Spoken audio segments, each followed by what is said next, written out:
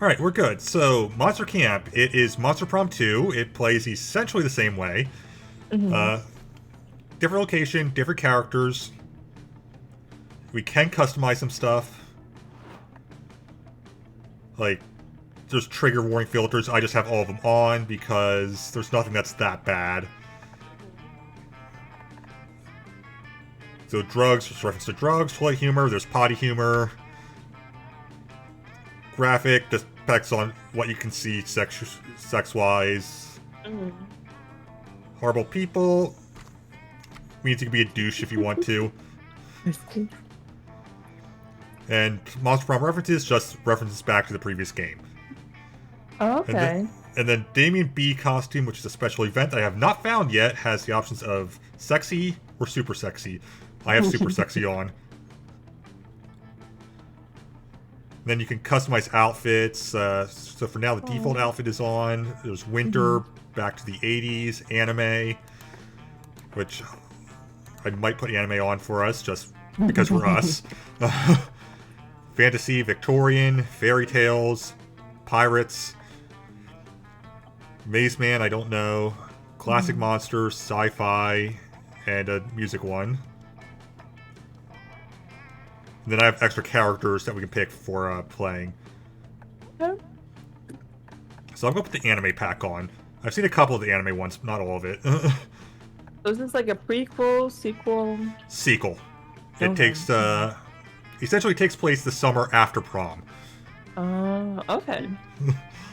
The summer romance in the anime. Pretty much, yeah. Slice of life, I guess. Alright. Because of the way we're doing this, and we tried the stream play, it did not work when we tried it before. Also, hi Danny, I see you in chat. Because the stream play did not work when we saw it before, I'm just gonna read out the choices and then you'll tell me what to pick That's fair. for you. Morning to Danny. Wait, can I dual screen this? Hold on. You don't have to wait for me. You can do what you gotta do. Alright, so we have the options of a short 45-minute game, medium 60-minute game, or a 90-minute game. I can say right now, if we do the 90-minute game, that's the only game we're doing. Okay, whatever you would recommend, I guess. Like I said, I have no plans. If you're fine with a full game, then we'll do a full game, because I'd rather have a more full one. Alright, let's do full game. Okay, share controller. Camp Spooky, the stage of some of our dear summers. Back then we were young and unafraid. With school far away, everything seemed possible as the sun embraced us on our way to camp. Summer has a distinct power, doesn't it? You live for the days, while the nights inebriate you with possibilities. It's like life could take a turn at every corner. And for us, it did. Okay, I'm going to show off the options. So we have the 4 classic ones. For red, we also have the option of Sawyer, or I don't remember this character's name, but from the game Helltaker. Okay, I was like, I recognize her. So for yellow, we have, I don't remember his name, but we have the Mummy, and we have Zoe, who was a dateable character in the first game. Well, in the first game's DLC. The anime-loving trans girl. Oh.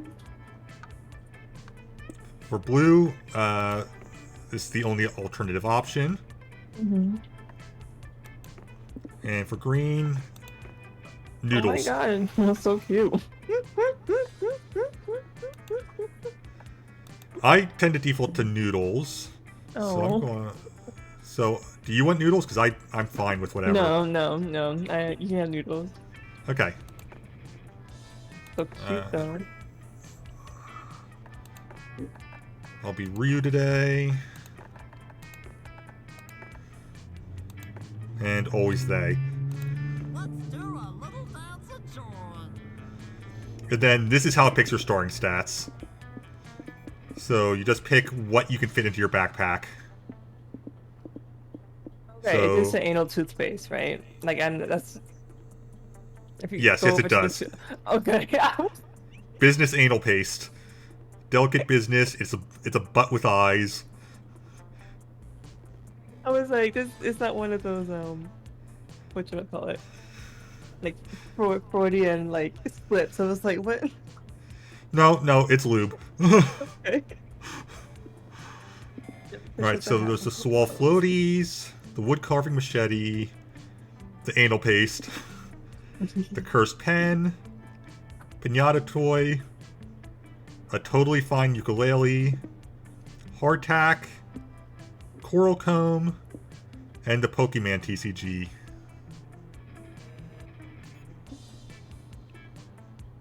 Yeah, before that, Yes, Danny is the popular. half from Gravity Falls. They like to make a lot of references. I'm going to take the Pokemon's cards.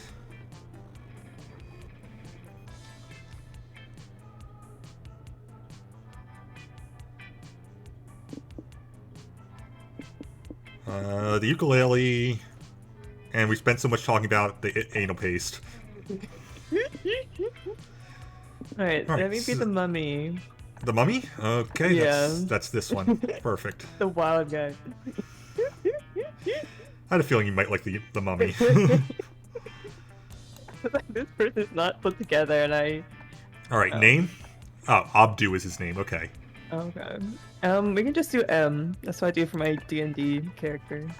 Just the letter M? Yeah. Okay. And We then can go- pronoun, he, she, or they. We can stick with he. He's good? Alright. Mm-hmm. Let's chill. Oh my gosh. Alright, so your options are the Sword of Roar, King of the Lions, Mm-hmm. Dragon Heat, which is exactly what you think it is. I put that in a backpack. Put Dragon Heat in already? Yeah. Okay. A sketchbook, Mm-hmm.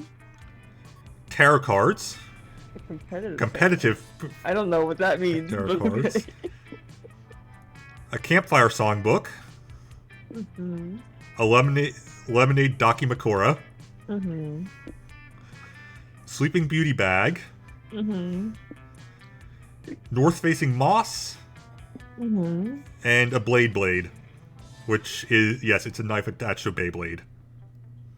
Okay, because I was like, wait, that's definitely a parody of something. All right, let's take the map. Or the moss. The moss, thing. okay. Yeah. And one more. Damn, I'm not surprised that Oz is the one you gravitate towards. That makes so much sense to me. I just like how he's like super lazy in eating chips. I was like, I straight up threw away a chips bag yesterday. So I was like, yes. It's yeah, both sleep and I like drawing. So, but this guy, I feel let's go wild. Let's go out of the box and do the comparative tarot. That's a funny concept to me. A Terra battle card game, yeah.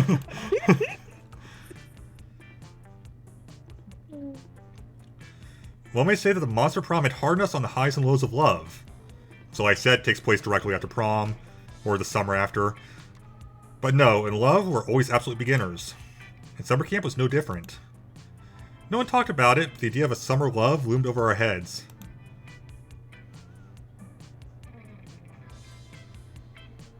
Close to the last day of camp, there was a meteor shower happening just 5 weeks away. Everyone knew that if you were into someone, you were going to watch that damn thing together.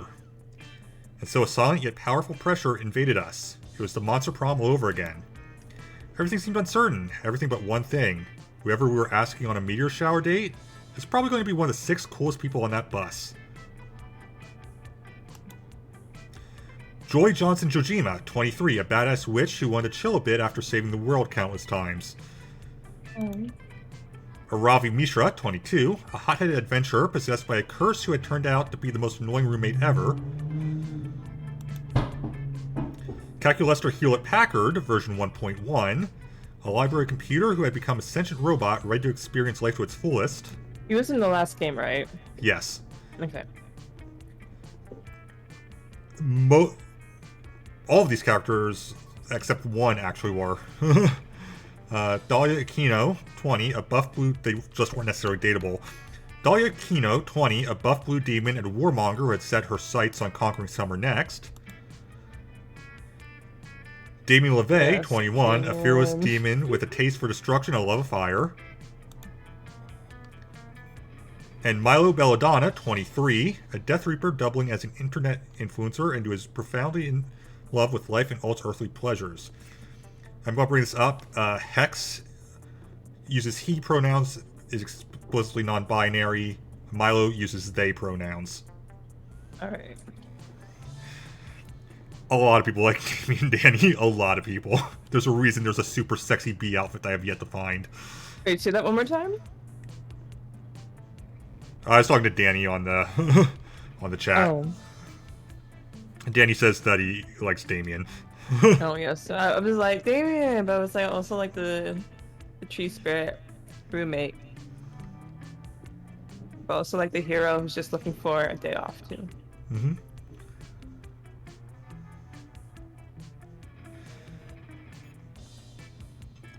And Milo is they, them. The bus Does it trip was remind long. us? Because I'm not going to remember. It usually defaults in the game itself. I just want to bring it up because it's cool to actually have non-binary characters in the game. Mm. The bus trip was long, and all of summer could be shaped by the first step well taken. So it was clear it all came down to breaking the ice and causing a good impression with the right person. Alright, so I pick based off of the answers here. They made it much simpler than the quiz in the first game. Which of these articles would you most want to read? Let's see, my options are common mistakes when performing your first fertility ritual, how to headbutt a very big rock, 50 facts about sequoias, my deep complex feelings about camembert. I'm sure I mispronounced that. I've never actually heard. I want to say it's camembert, but I don't know for sure. Secret tricks to win at rock, paper, scissors. Or very illegal things I do while in international waters. Headbutt a very big rock. And you had the same choices. Which of these articles would you read? Which of these articles would you most want to read?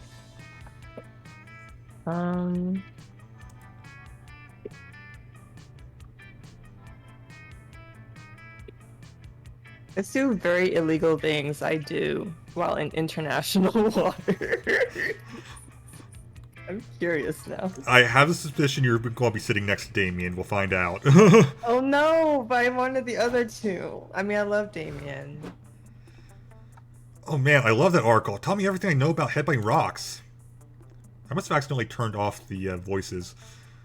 I've been practicing all week leading up to camp so I can headbutt any shady looking boulder I see. No man, beast, or minerals gets past Dahlia Aquino. Ryu, if you followed the rigorous headbang exercise in that article, I bet one day your forehead would be as swole as mine. Why don't we do some headbang reps together while we're at camp? You're right, okay. Fuck yeah, I read that article, it's awesome. Why are you looking at me like that? You not think I would read an article? I read sometimes, I just don't read lame shit like textbooks or traffic signs. The very illegal things I do in international waters? Now that's a great laundry list I can enjoy reading. And we should talk more about all the shenanigans we get up to in international waters when we get to camp. To be fair, you can switch who you're going for. It's just, it may be difficult. Okay. Okay, well, we'll try for Damien. We only had 5 weeks left to woo our crushes and conquer their hearts. As already said, we were young and unafraid, and we were ready to start. I also really want to be with, like, the superhero who's trying to just live her life. Go on. I think she was the fertility ritual. Oh, okay. Alright, so stats in this one. Smarts are from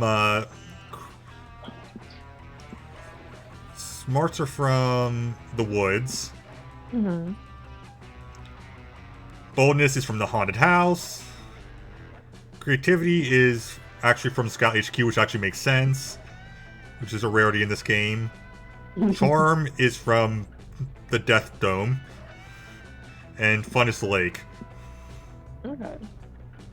Let's see, it looks like I have 6 smarts, 4 boldness, 5 creativity, 4 charm, and 5 fun. Surprisingly balanced, and... Actually, we have very similar stats. That's funny. In fact, I think we just switched smarts and fun, that's it.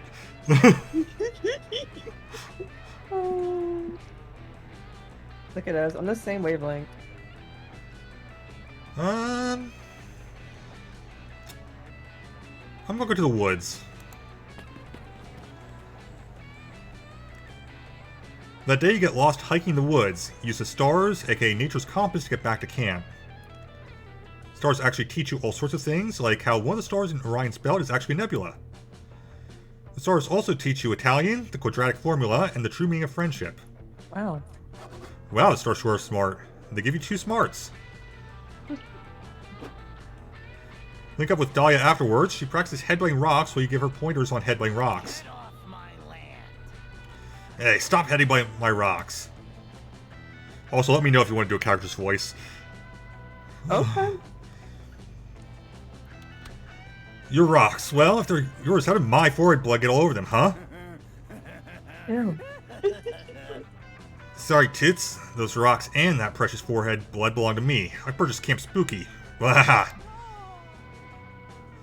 Oh, I do have the voices on. Okay, good. You stole my evil laugh. What could a fiend like you possibly want with a wonderful high mortality rate summer camp like this? Everyone loves a good shopping mall. Nothing at all. That's why I'm demolishing Camp Spooky and replacing it with something much more evil, a suburban shopping mall. So yeah, it uses all of the Disney Channel summer movie tropes, too. But no Camp Spooky means no classic summer camp experiences. No classic summer camp experiences means no best summer ever. This is camp. We'll allow it. I'll defeat you in glorious single combat. When I'm through with you, your broken bones will have broken bones. You think mere violence can stop me? Please, if you break my bones, I'll just buy replacement bones from destitute millennials. Capitalism always wins. Your physical attacks are useless against me, Dahlia. The true source of my power is capitalism itself. Capitalism has no bones. That was surprisingly hard to say. Alright, I have to go run an errand real quick. Someone told me there's still a rainforest that hasn't been burned down yet. I'll be right back with the bulldozers. No, I can't let him win. I'm allergic to letting other people win. If he's right, though, my fists are useless against him. Unless I defeat capitalism first. But how can I attack something that has no bones? Surely capitalism must have a weak point. If only I knew what it was.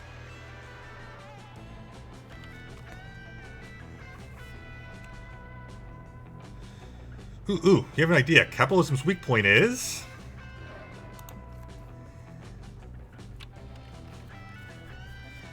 Capitalism depends on the void in our souls, which fill with consumer goods. That's its weakness. Fill the void.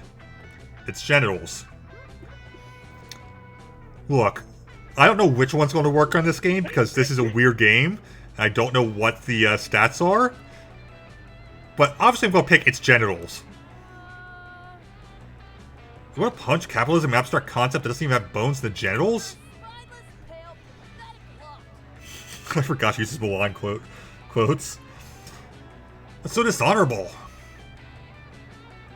It's already a disadvantage because of no bones. Only a truly cowardly soul would punch a boneless adversary in the genitals. Plus, did capitalism consent to being punched in the genitals? Because if not, yikes. This really says more about you than it does about capitalism. I never condone genital punching, just like I don't condone sand kicking, performance-enhancing spells, or teabagging. You're failing at summer. I'm ashamed of you, Ryu. Your cravenness has punched me in the genitals of my heart. No. Punching genitals isn't dishonorable. Look, you'll show her by whacking yourself on the genitals with a crowbar. Ow, that fucking hurts. Oh my god. Yeah, I actually winced. Apparently this is news to you, but getting a crowbar to genitals sucks. Writing in pain while clutching your genitals. The classic response of a person horrified by their own wretched cowardice. Try to explain that's really more of a response to the crowbar you just screwing yourself with, but all that comes out is... Ugh. How dare you say that about my parents? I didn't know you even spoke to Monic. You're like such a coward. I'll spare you because I don't want any of your blood to get on me. It's not my heroism, but watch yourself, Ryu.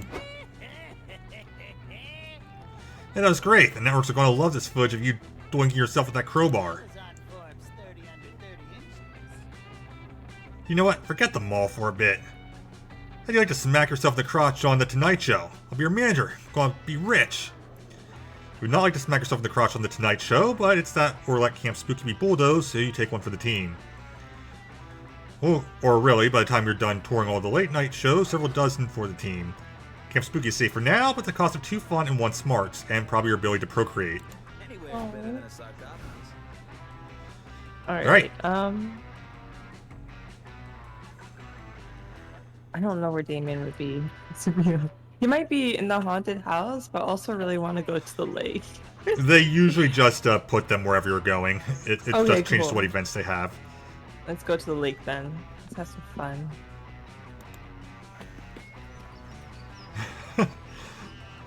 So some of these are images I have not seen before. This shit is bad.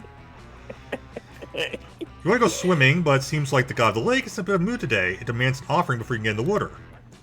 One thing you have to give is your favorite yo-yo, which you were playing with on the way here. Aww. Somehow that fits.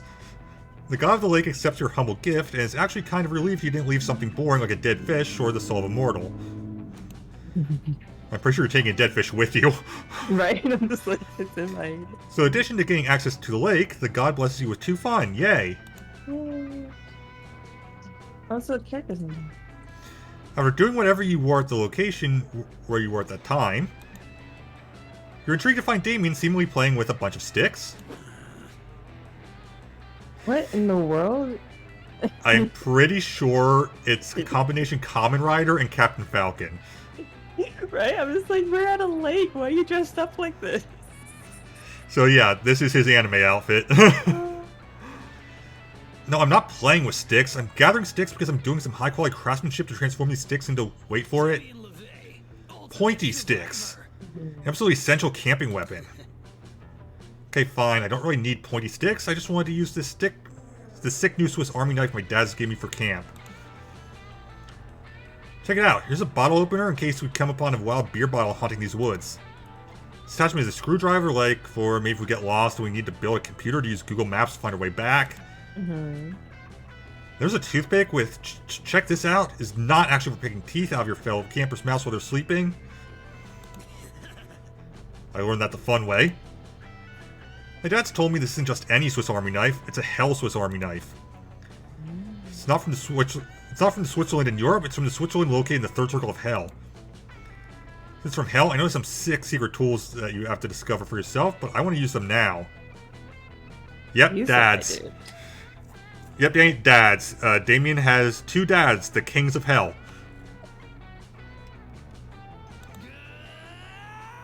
Tell me your secrets, knife. Tell me. I've been screaming that all day, but it still won't reveal them. It sucks. How did I get my knife to show me the hidden tools? Alright, so play Truth or Dare with the Swiss Army knife. That's the best way to find out anyone's secrets, or just read Little Kenny Knows His Knife, the super popular children's book that became a bestseller while also increasing infant mortality by 400%. Truth or Dare? I don't... This man's not gonna read anything. Truth or Dare? That's a good point. Fuck yeah, I always love a sensible game of Truth or Dare. Truth or Dare is metal, that's how I find out people's crushes. And then I blackmail them to take the fall for the arson I did. I mean, the arson they did. Alright, Swiss, but not Switzerland hell kind of Swiss. But the Switzerland hell kind of Swiss. Army knife, Truth or Dare?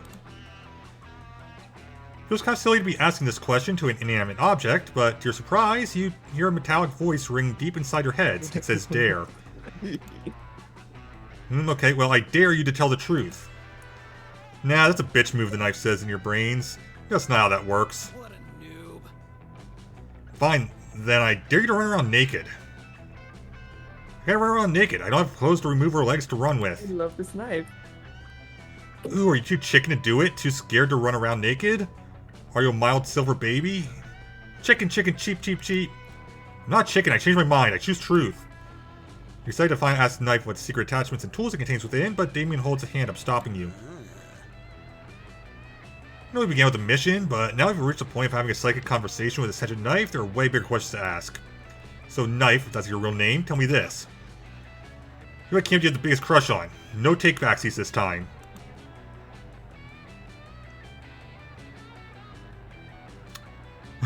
Danny, you just realized that?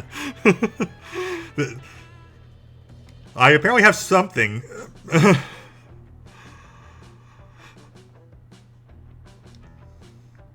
Actually, I just realized that, so I shouldn't be making fun. But yeah, I must have something there. The knife is silent for a moment long enough that you almost wonder if the whole thing has been a shared hallucination.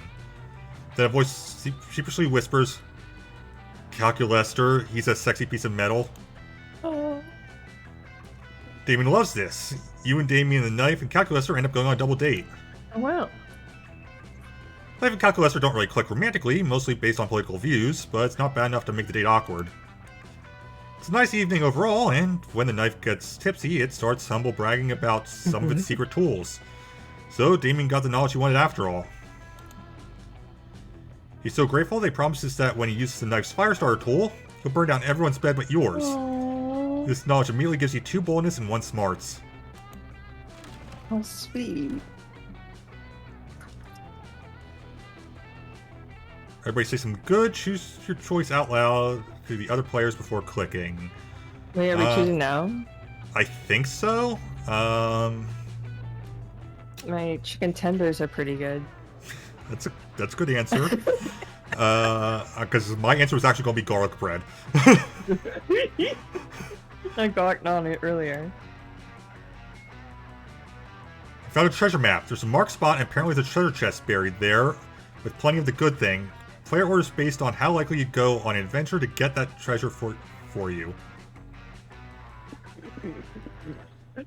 I would go on a quest for garlic bread, I'm not gonna lie. Like, I feel like I crave garlic bread more than chicken tenders most of the time. Like, I'm eating this just because I didn't have anything else in my fridge. Yeah, I literally, if there's garlic spread available and Italian bread, I grab it from the store to make garlic bread as long as it's there. So I think I get this one. Garlic bread. I'm going to garlic bread. All the characters are over 18, are over 21. I think. Technically, Calculester's only 3. Let's see. Plus, these are not good people. Let's see. I'm going to go. I'm going to the manor. You know what? I don't think I've actually been to the manor with noodles before.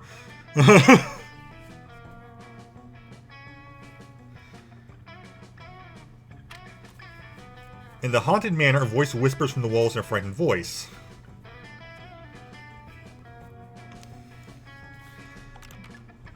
Ryu, you can't escape your fate. You'll soon gain boldness, but after that, something weird will happen to you. It could be great or terrible.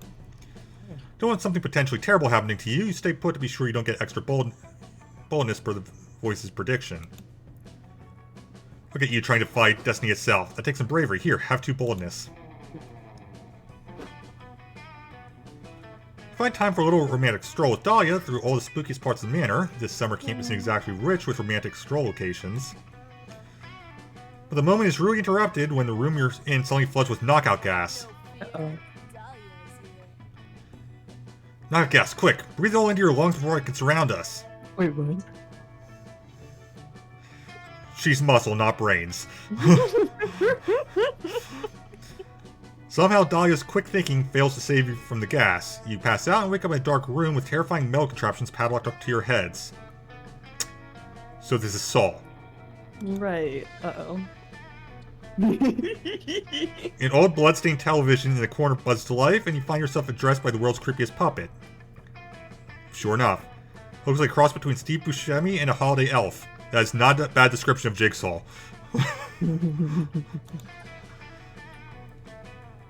Dahlia, Kino, and Ryu, says the puppet, 2 of Camp Spooky's thirstiest members. Let's see if we can't quench that thirst, shall we? The contraptions around your head will force you to drink water until you either find the key or die of water toxemia. I don't want to spoil the ending, but I think you'll find that the real key was inside you all Solved it. I saw the answer was beat my head against the concrete wall until the contraption breaks. What? Says the puppet. No, you're supposed to pee out the key and then use it to... Whatever, it's fine. At least Ryu's head cage is still intact now. Wait, I saw this part too. The solution is beat my head against Ryu's head until the contraption breaks. Dahlia does exactly that. It gives you a mild concussion, but at least you're not in a head cage anymore. Also, it's sort of like making out. You guys are the worst. Time for plan B. Well played. Right. Forgot about you. Would it be Jerry? Want me to be Jerry? Sure, you can be Jerry. Okay. Hey guys, it's me, Jerry, Cat Spooky's resident slasher killer. You guys really borked up my murder puzzle, so now we're going to have to improvise. What? Where'd you come from? From behind the curtain label, don't look back here. This isn't part of the murder puzzle. Next week, so I didn't look there. Cool. Anyway, I still really want to kill you guys, but I promised myself I'd only do ironic puzzle murders this week, so, let's see you try to solve this puzzle. This Rubik's Cube. Well, I'm stabbing you a lot. I appreciate your work ethic, Jerry, but I think the head-smashing puzzle was much cleverer. You think you're so clever, smashing my puzzles and critiquing my other puzzles? Well, let's see you come up with a better puzzle if you're so smart. I literally lost smarts the last time I made a choice. You're pretty sure Dahlia's puzzle will involve smashing something with someone's head, but maybe you can impress her and get rid of Jerry with a suggestion of your own. Chain Jerry up so he can only grab things with his tongue and then glue the key to his elbow. Good luck escaping from that. Or present Jerry with the most difficult puzzle of all, solving world hunger. Okay. What's his choices? Let's see.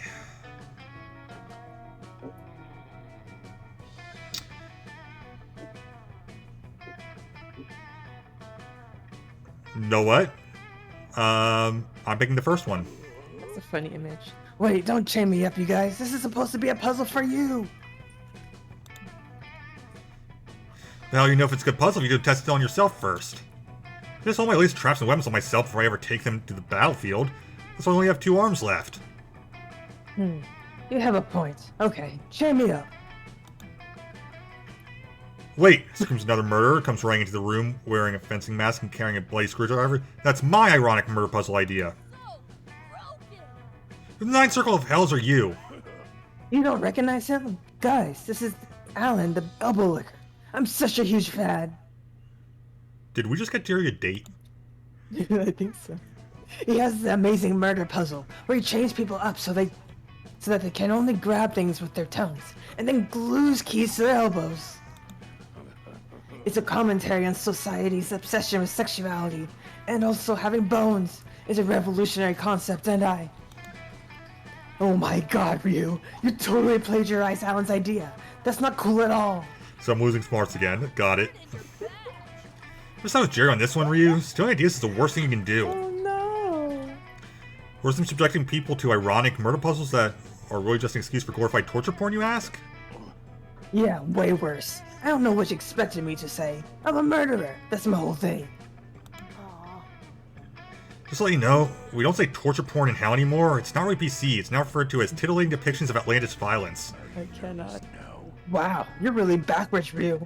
Maybe we should make an ironic murder puzzle about that. I've completely lost track of my original objective here, so that sounds good to me. Dahlia and Jerry work together to create a puzzle which involves putting your head on backwards. Alan adds a part where you have to lick your elbow. Use 2 boldness and 1 charm. Not smarts this time, okay. I'm rolling with it. Alright.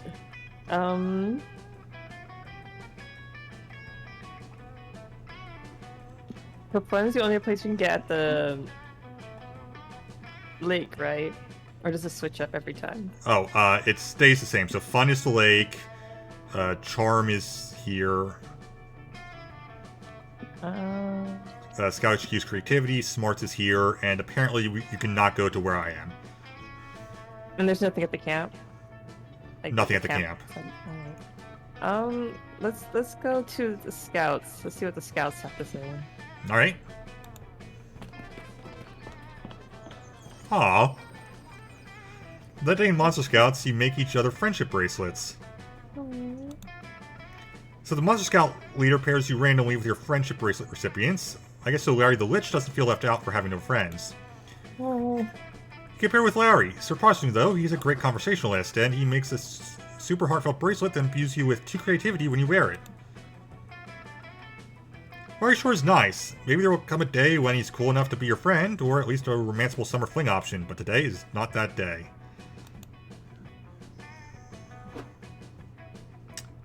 Meet up with Coach for a supplementary lesson on how to recognize different types of trees from quite a long way away, when Damien stumbles into the building. Good morning. Damien, what brings you here? Last time I tried to teach you something, you said you'd rather eat your own teeth smothered in barbed wire sauce than listen to me. Hey, noobs. Yeah, I said a lot of things. Look, I might need your help. See, I was hunting a rabbit. Ah, rabbits, the dolphins of the forest. What? I don't know either. No, answer the question. Finish. How are rabbits? Never mind. The point is, the rabbit got the drop on me, and now I have multiple wounds. Really, you look perfectly fine to me. Well, all the wounds are in my back. Ah, that explains why they're not visible from the front. I'll have a look. Oh my, it looks like there's an axe lodged in your back. You said a rabbit did this? Yeah, goddamn scheming axe-throwing rabbit.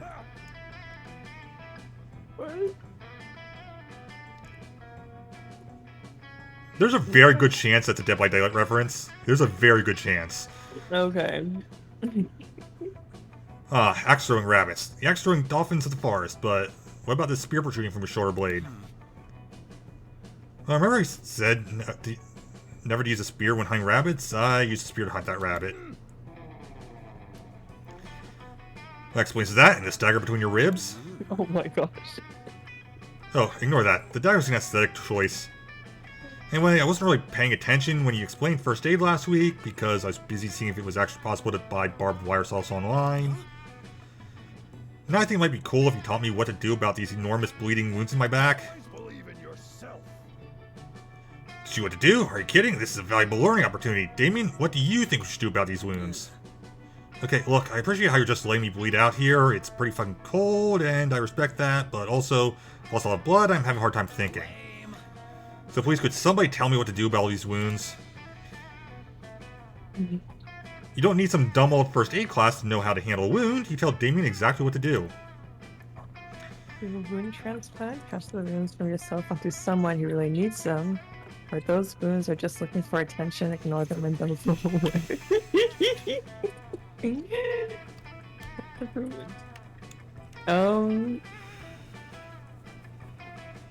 This is tough. Do a wound transplant, cast the wounds for yourself. Or those ones are just looking for attention. What do you think, girl? This is your choice. Alright. Well, I'm talking to my turtle, and she's just freaking out in the corner, but she keeps bobbing her head up, so we're gonna go with the top one. Let's see the, yeah, I'll let my turtle Oh, your decide. turtle. Okay, got it. Okay. Yeah, my turtle decided that he needs to do a wound transplant. You need to post more pictures of your turtle. I have to, okay, yeah, I should. Normally I'd call bullshit such an obviously bonkers idea, but I've lost so much blood that actually sounds reasonable. Let's do it. With all the encouragement you needed, you troll Craigslist for willing participants and eventually find a man who's looking for hot, fresh wounds in your area. I cannot. You give the man your location, and he's there, disturbingly quickly, almost as if he was lurking around camp waiting for someone to get wounded. Hey man, thanks for agreeing to this transplant, but what's your deal? Why do you want all these wounds? I don't want them, says the man. I need them. It's actually a tragic story. See, a few years ago, I was in a terrible car accident. I was badly wounded all over. At first, the wounds worked like they were supposed to. For a few months, though, my wounds stopped bleeding. They stopped hurting. They even started to shrink. Obviously, I was worried. No.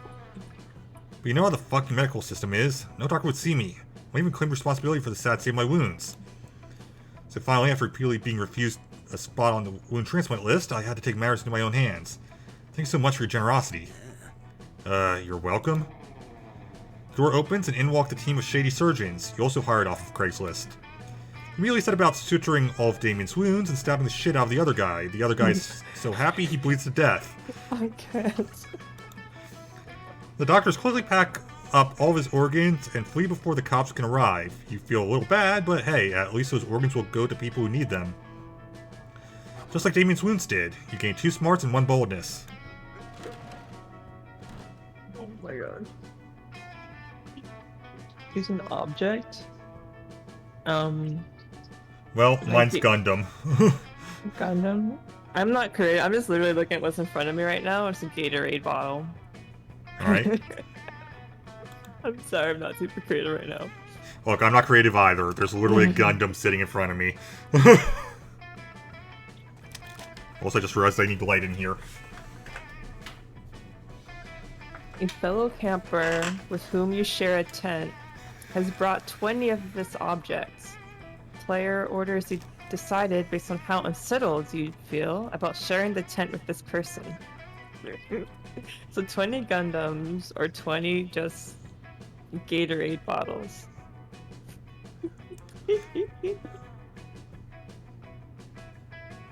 I don't know. Honestly, these are both kind of tame. Right. Neither seem to be. We'll just have you go first. Okay. I'm not sure if Danny's gonna say something. Just gotta choose the right lock. What is Alright. this? So this is, you remember the school store, the lunch stuff in the first game? This is the equivalent. Oh, okay. So you can pick where to sit next to. Mothman can spread rumors. So Aravi and Damien are together currently. Joy and Calquest are together currently, and Milo and Dyer are together currently. Let's go to my boy Damien. Alright. I'm gonna voice the purple-haired guy and his Okay. roommate. You've been waiting 20 goddamn minutes for someone to pass you the marshmallow bag. You finally get up and realize who's hogging it. Fuck you, Lovey. You know I'm the best at making s'mores. I'm better than you at everything I do, and also I'm better than everyone at everything, period. Is he wearing a JoJo costume? She is wearing a JoJo cosplay, yes. I love that.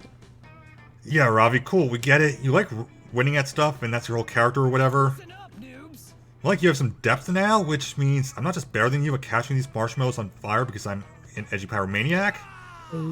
It's also because I have fucking anger issues, and losing at this would really piss me off. Aren't they the cutest, Sam? I was going to ask if you want to be Hex as well. Oh, okay. I'm sorry. So, I just put obviously, them you're together. good. Yeah, no, that's fine. Yeah, I'm talking to you, broski. I know why you're here. You want to get a taste of someone's delicious forbidden marshmallow, right? You should try judging their s'more making contest for a bit. I've been doing it for the past half hour, but I keep forgetting to give them criteria. Oh, the outfits are not random. There's an anime pack. I put the anime pack on because we're nerds here. Are you gonna eat that? I think I just like eating free s'mores. Yeah, that's one thing Damien and I can probably agree on. Hex's judging so far has been total crap. That's crazy enough to work. But now that M is here, you can judge a s'more contest. Everyone knows that M is completely unbiased and has no ulterior motives for trying to impress you or me with his judgment. Nah, let's both be real, you definitely already know who you're going to give the win to, even if these are objectively the 2 worst s'mores you've ever eaten. Hey, you came to camp to smooch, not to eat, so what bullshit criteria are you going to use to get closer to that whole kissing your crush thing? So this is where you can switch which character you're going for. Alright, I feel like we're already on the Damien's route, so let's go Damien. Right, Damien's go with s'more it. is perfect, at least for anyone looking to eat a s'more reduced to charred piece of coal. Who cares about edibility anyway? Got a sixth sense for that. Fuck yeah, clearly M understands the superiority of my survival s'more, unlike all the other fuckwads at this stupid camp. Hey, speaking as an implied fuckwad at this camp, what makes you stupid burnt s'more so fantastic? Because M wasn't lying, I literally cooked this marshmallow so much that I turned into a lump of coal. We know what coal is used for, right? Cursing annoying children on Christmas Eve. I like that answer too, but more importantly, it's used for starting fires, Yes. which you can then use to make more s'mores and also make more coal for more fires. Physically solve world hunger here, and ended the national wildfire shortage. You all should be looking way more impressed right now. You're literally the stupidest creature I've ever tried to kill, let alone compete with. Come on, Ravi. So, can we leave now? This s'more thing was funny, but now I've already missed the first half of this week's The Real Housewives of Croatia. Whatever. As we already knew, Ravi's a stupid snob who doesn't know what she's talking about. My s'mores fucking rock. If he means they're hard as a rock, then he's correct. Damien makes you more s'mores using fires as he started with his previous s'mores. Continue to eat them because you're a simp who is willing to eat pure carbonized sugar for your spicy red crush. Yay! What does fire taste like? Which isn't great because it's carcinogenic, but you know what? It's fine. Alright, and I'm going to go to Milo and Dahlia. You and Milo are debating whether or not the human personification of apple pie would be an ENFP or an ISFJ, when Dahlia comes crashing into your conversation. That's the personality thing, right? Milo, Ryu, I need your help with something. Yeah. You want to be Milo? Sure. But I don't want to do helping. RN. Right now, they speak in text. Okay, because do I say RN or right now? I don't know. RN is probably correct for them. I had a stressful day reaping the soul of a sobbing child's beloved dog, and I totally broke a nail swiping left on the haters earlier. Like I said, they speak in online lingo. I had to go to this event that'll be filled with celebrities and aristocrats, and I had to spend an exorbitant amount of money on a useless trinket to present to the host. Well, you've got me, spending an exorbitant amount of money on a useless trinket to bring to a socialite event is sort of my specialty. Spill the tea, girl. So the king queen of the Four Circle of Hell just died in a mysterious acid breath related accident. Their son, Acid Breath Aaron, is having his coronation ceremony next week. Okay, seems legit. Every time there's any demon is going to be there giving gifts to the young king, it's my big chance to impress a potential ally that I can one day brutally betray. Oh. But sorry, the app just did something stupid. No, it's fine. I don't really know what Mur's Boy King's like. This is an opportunity to grow. Have you thought about getting him a scented candle that smells like the spiritual concept of beige? Oh, anger No, see, this is exactly why I came to you, Milo. I would never have thought of that in a million years. You're neither with any other sane person. Luckily, you know the perfect gift for the little regicidal maniac. The gift of music composed him a catchy theme song for the Circle of Hell, or a rock, but like a really cool rock. I'm guessing this is Dahlia, so that's what I'm going with. Seriously, a really cool rock? That's totally a genius. No, it really isn't. Dahlia, you aren't seriously going to show up at this extremely prestigious event and present a rock, are you? Dahlia, right? Hell, 300 years in the future, a traveler ducks into a dark, empty tavern to escape the cold. Got some coin here. Who's this guy? I assume Demon Geralt. Geralt? I don't know how how the name's pronounced. The Witcher, essentially, based off of the way he's talking.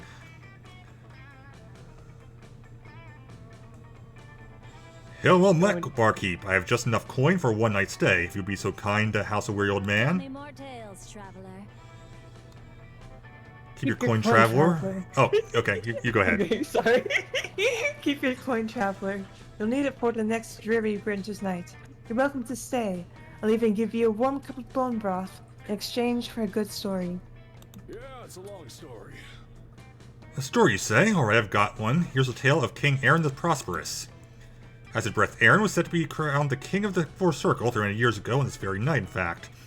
Demons from far and wide came to present him with a worthy gift. Aaron received gold, fine clothing, even whole swaths of farmland. But he's impressed by none of it. A spoiled boy king already knows riches beyond compare. But it's said that as the night drew to a close, a mysterious war lady kicked down the palace doors and demanded an audience with the new king. Lord Empress Dahlia the First. She claimed to have a present for him that's so daring, so amazing, so unexpected that it would shape the very fabric of his rulership for centuries. Exciting. What was this amazing gift? It was a rock. A rock? That's it? Yes, but, and I cannot stress this enough, it was a really cool rock. The rock was so cool it reshaped King Aaron's entire worldview. Sure, money and power could buy gold, jewels, even happiness, but could not buy a cool rock. I don't think that's right. King Aaron went on to rule for almost 200 glorious years with that rock by his side. Glory to Dahlia the Strong. Incredible. And what became of the mysterious war lady who gifted him said rock?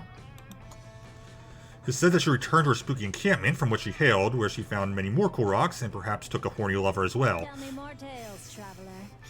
I'm intrigued by your story, traveler. Please stay a while and expound on the alleged coolness of this legendary rock. Meanwhile, back in the present, you spend the evening helping Dahlia pick out the coolest rock you can find. Aww, It's a dumb gift for sure, but a night with Dahlia, that's the greatest gift of all. that's so cute. Racism. That is pretty bad. I guess spoiled milk. Yeah, that way. Alright. Player orders decide based on how possible it would be to make a deadly fantasy weapon out of said bad thing. You win. You can make a deadly weapon out of racism, but fantasy weapon? No. That's way too real. Oh my gosh, that's probably a plot line and multiple fantasies. Oh, I'm sure it is, but it's too real for me to consider it fantasy. Places to go. Alright. Am I defaulted to go there? Or Oh, my mouse was just there. You can go wherever. no, it's fine. Let's try the Coliseum. Alright, Camp Dome. The day at the Camp Dome, you play a game of Tug of War. That's the first time I've actually seen Tug of War as an option here. See, Tug of War is a hard game that seems. It involves a lot of strategy, and there's a secret technique not everyone knows. It's, you need to be strong. You mastered this technique years ago, and so you win. The audience is cheering and roaring in joy while you salute them, victorious. They throw roses at you. They throw their underwear. Someone throws 2 charm, which you happily take. Hey, Em, get over here. We need a fourth for our game of Extreme Double Dutch. For outfit. I'll be Joy. Oh, I didn't realize we were playing with 2 jumpers. I'm up to the challenge. We're not. Em is going to be the ropes, aren't you, Em? Your dumb horny ass is about to agree when you're thankfully interrupted by Mr. Pappas, CEO of Off the Court. Pleased to make your acquaintance. I just purchased controlling interest in this summer camp murder dome, and I'm here to make it turn a profit. My initial plan was to bulldoze this thing and replace it with a nice generic shopping mall, but apparently this land is only zoned for lethal and semi-lethal activities. So I'm here to do the next best thing, turn these outdated dome games into a gleaming engine of commerce. Hey, keep your money-grabbing hands out of our murder games. If you want cash, just rob banks with the rest of us. Take that, noob. Yeah, you're not getting a cent out of me. I'm saving all my gold for a skull-seeking crossbow. No, she thinks she's saving all her gold. I spend most of it on bagels at this point. Don't tell her. Seriously? It's not often I agree with those two, but they're right. Freely accessible murder games are a part of Camp's spooky culture. You're not going to get away with charging for them. Charging for them? Say anything about charging for them. I'm making all the dome games, including Extreme Double Dutch, free to play. Oh, that is evil. Oh, I get it. The games are free so people will start playing them. Then use finely tuned addictive mechanics to trick players into paying through the nose for items and power-ups. There's tough guys in hell who used to do that. Well, your nefarious scheme won't work on me. I'm a seasoned gamer and immune to psychological manipulation. And to prove it, We are totally winning our lane. we're gonna play your games totally for free until you gotta go out of business. Not happening. No, don't do that. It's like mainlining heroin to prove it doesn't work on you. Much better bring a strongly worded petition to camp administrators, right, Damien? Don't even talk. Only 100 more rope jumps left before I unlock the platinum jump rope. Oh fuck, my rope broke again. Guess I gotta buy a new one from the rope store. I like the way you think. Or you could buy these limited edition rocket boots. They cost 10 times as much, but will really help you rack up those rope jumps. I'll take 10, but only to prove how dumb your business model is, sucker. Oh, I'm feeling a little tired from all this yelling. Better purchase an energy refill while I'm at it. Oh no, your friends are already in so deep they practically qualify as submariners. Quick, find a way to prove to them how predatory this free-to-play system really is. That's clever. Okay, so those energy refills are just bags of your stolen blood that the game is selling back to you. Look at that guy. And the other one? Look at that guy over there. He's only been playing 30 minutes longer than you, and he's already got the dome logo tattooed on his forehead. No, the energy refills are just bags of your own stolen blood. Yeah, I think that's the better choice. That's dark. So dark. Wait, what?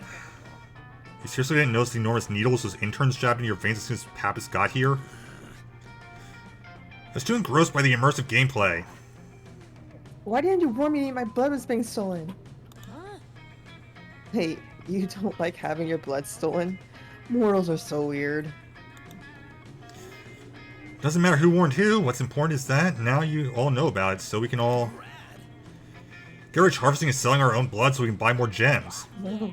Heck yeah, blood regenerates, right? So it's basically an infinite source of income. You've totally broken Extreme Double Dutch's in-game economy. Oh no! I tell you both about how stupid this is, but frankly I have better uses for the oxygen it would take. And so, we're geniuses are about to be gem millionaires. You watch a fascinated horror as Damien and Ravi enthusiastically vampirize themselves for cash, which they immediately pour into the game. I don't feel so good. Are you sure blood is infinite? No, it doesn't seem to be. Don't worry though, with all the gems we're raking in, we can easily pay other players for their blood. No, stop it! I'm the one supposed to be buying and selling your blood. Stop seizing the means of production, you pesky kids! It's too late. Damien and Ravi's blood-based pyramid scheme totally floods the game's market, and gems become worthless. Curses! Foiled again by meddling brats selling their own blood. Come on, Patrick? That's the first time I actually had a name for that character. Take me back to my flying limousine, where I shall plot my next money-making scheme. Let's go, intern. You haven't heard the last of Mr. Pappas. The world is saved once again. Huh, people say that to me all the time. They're only right about half the time. Plane flies overhead, telling a banner that says, "No, seriously, I'll be back." Looks like he does this a lot. In the meantime, you gain 2 fun and 1 smarts. Let's go to the pool. To the lake, rather. Oh god. Oh no! While looking around the lake for a private place to take a pee, you find a treasure map buried in the sand. It reaches an X in the center of the lake. You gather a crew of trusted friends, don your eye patch, and sail out there to find the booty. When you arrive, you find a tiny island with a single palm tree. You dig up a box that says, "Open in case of a very boring day." Open the box to find 2 fun. Arr!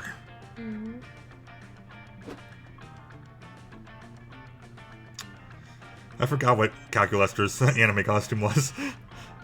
You meet up with Calculester and Dahlia to help them objectively calculate how best Dahlia's summer is so far. Is it not a Gundam? I think it is a Gundam, yes. Let's see, your meaningful camp experiences quotient is slightly above the mean compared to last year's results. Your ratio of time in nature to important realizations about life and society is about average. Also, your watts of solar radiation observed per square meter of skin is off the charts. Best summer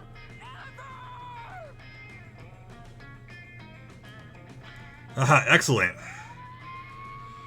No, that last one is actually not excellent. Excellent means you are at severely elevated risk of skin cancer. You should wear more sunscreen. No one is ready for Dahlia. Cool. Night, Danny. Talk to you later. The only sunscreen I need is these muscles. That's both technically and grammatically incorrect, but I have learned by now not to argue with you about these things. That's the spirit. Now what can I do to make summer even more best? Well, by my calculations, your main area of improvement is the lake. That is why I brought you here. You see your aquatic engagement scores below average this month, and thus... Can't go swimming? I just ate an energizing, nutritious meal, and swim within 20 minutes of eating is not acceptable. Oh, it's him! I love him. You want me to voice him? Sure. Guys, did somebody say swimming? Scott, what are you doing out there in the lake? Swimming, I think. The problem is, I forgot how to do it. Was this before or after you swam out into the middle of the lake? After. That's why I'm in such a pickle, bro. Can you not simply repeat the steps that got you to the center of the lake, but in reverse? I don't know. Let me try. Scott faces away from the shore and throws his arm backwards, attempting to rewind himself onto shore. It is not very effective. Sim's going to have to help him, but Dahlia just ate. Cat Coaster isn't waterproof, and you skipped swimming class to take CPR twice because he's thirsty. I cannot. Looks like your only hope is to shout out some swimming advice before Scott finally dies of being an idiot. Swimming is just like speaking Mandarin Chinese, except instead of speaking it's swimming, and instead of Mandarin Chinese it's water, or... Just remember what you did last week when you suddenly forgot how to swim. I mean, this is Scott, so... I'm trying, but I can't. It's remember things like swimming? Because I forgot how to swim, you guys. Yes, friend Scott, we are aware. Allow me to create an immersive projection of what happened last week in order to refresh your memory. Initiating memory hologram. Please stand by. Projection begins now. And that's why kettlebell squats are the best squats for first date. For fancy dinner party, though, I would recommend. Oh no! What, Scott? What's the matter? I think I just forgot how to swim. Oh no, indeed. Good thing you're not currently in the middle of the lake, or that would be a big problem. I know, right? That would be a real pickle. Oh, is there anything we should do about it? Nope, I think it's fine. Let's go get pizza. Okay. And projection. I'm sorry, friend Scott. Upon reflection, I realized that this was not a very useful hologram. Perhaps you should explore other methods of... That's it. What, Scott? What? Pizza! Let's go get pizza! That will solve everything. But you were still... What were you saying, Cal? I was too busy swimming back to shore so we can go get pizza so I can remember how to swim. You have somehow evaded natural selection. Good work, everyone. Thank you! You'll go out for pizza together. Calculator orders a numerical representation of an anchovy pie, and you order a pizza covered in 2 bonus and 1 fun. I don't know what that pizza will look like. I just realized you made my choice for me. Oh, no, I made the choice. Never mind. I got confused for a second. Our colors are too similar. Confusion. Everybody choose a movie. Say your choice out loud to the other players before clicking. Labyrinth. Rise of the Guardians. Both good movies. I can rewatch it. God, I love Rise of the Guardians. Oh, and this month was the time to watch it, too. Considering when it takes place. Yeah.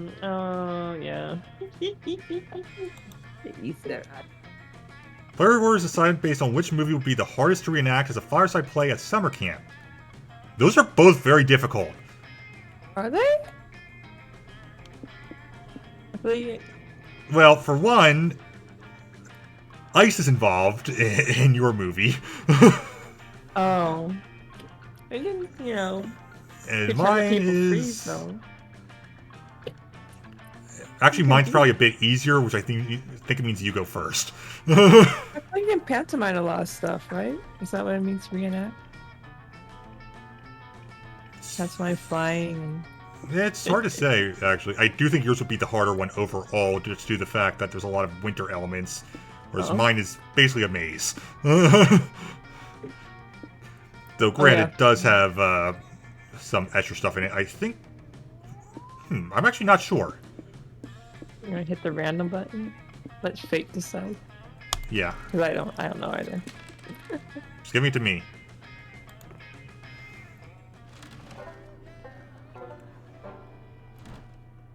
This is all an illusion. Oh, cute. Oh my gosh.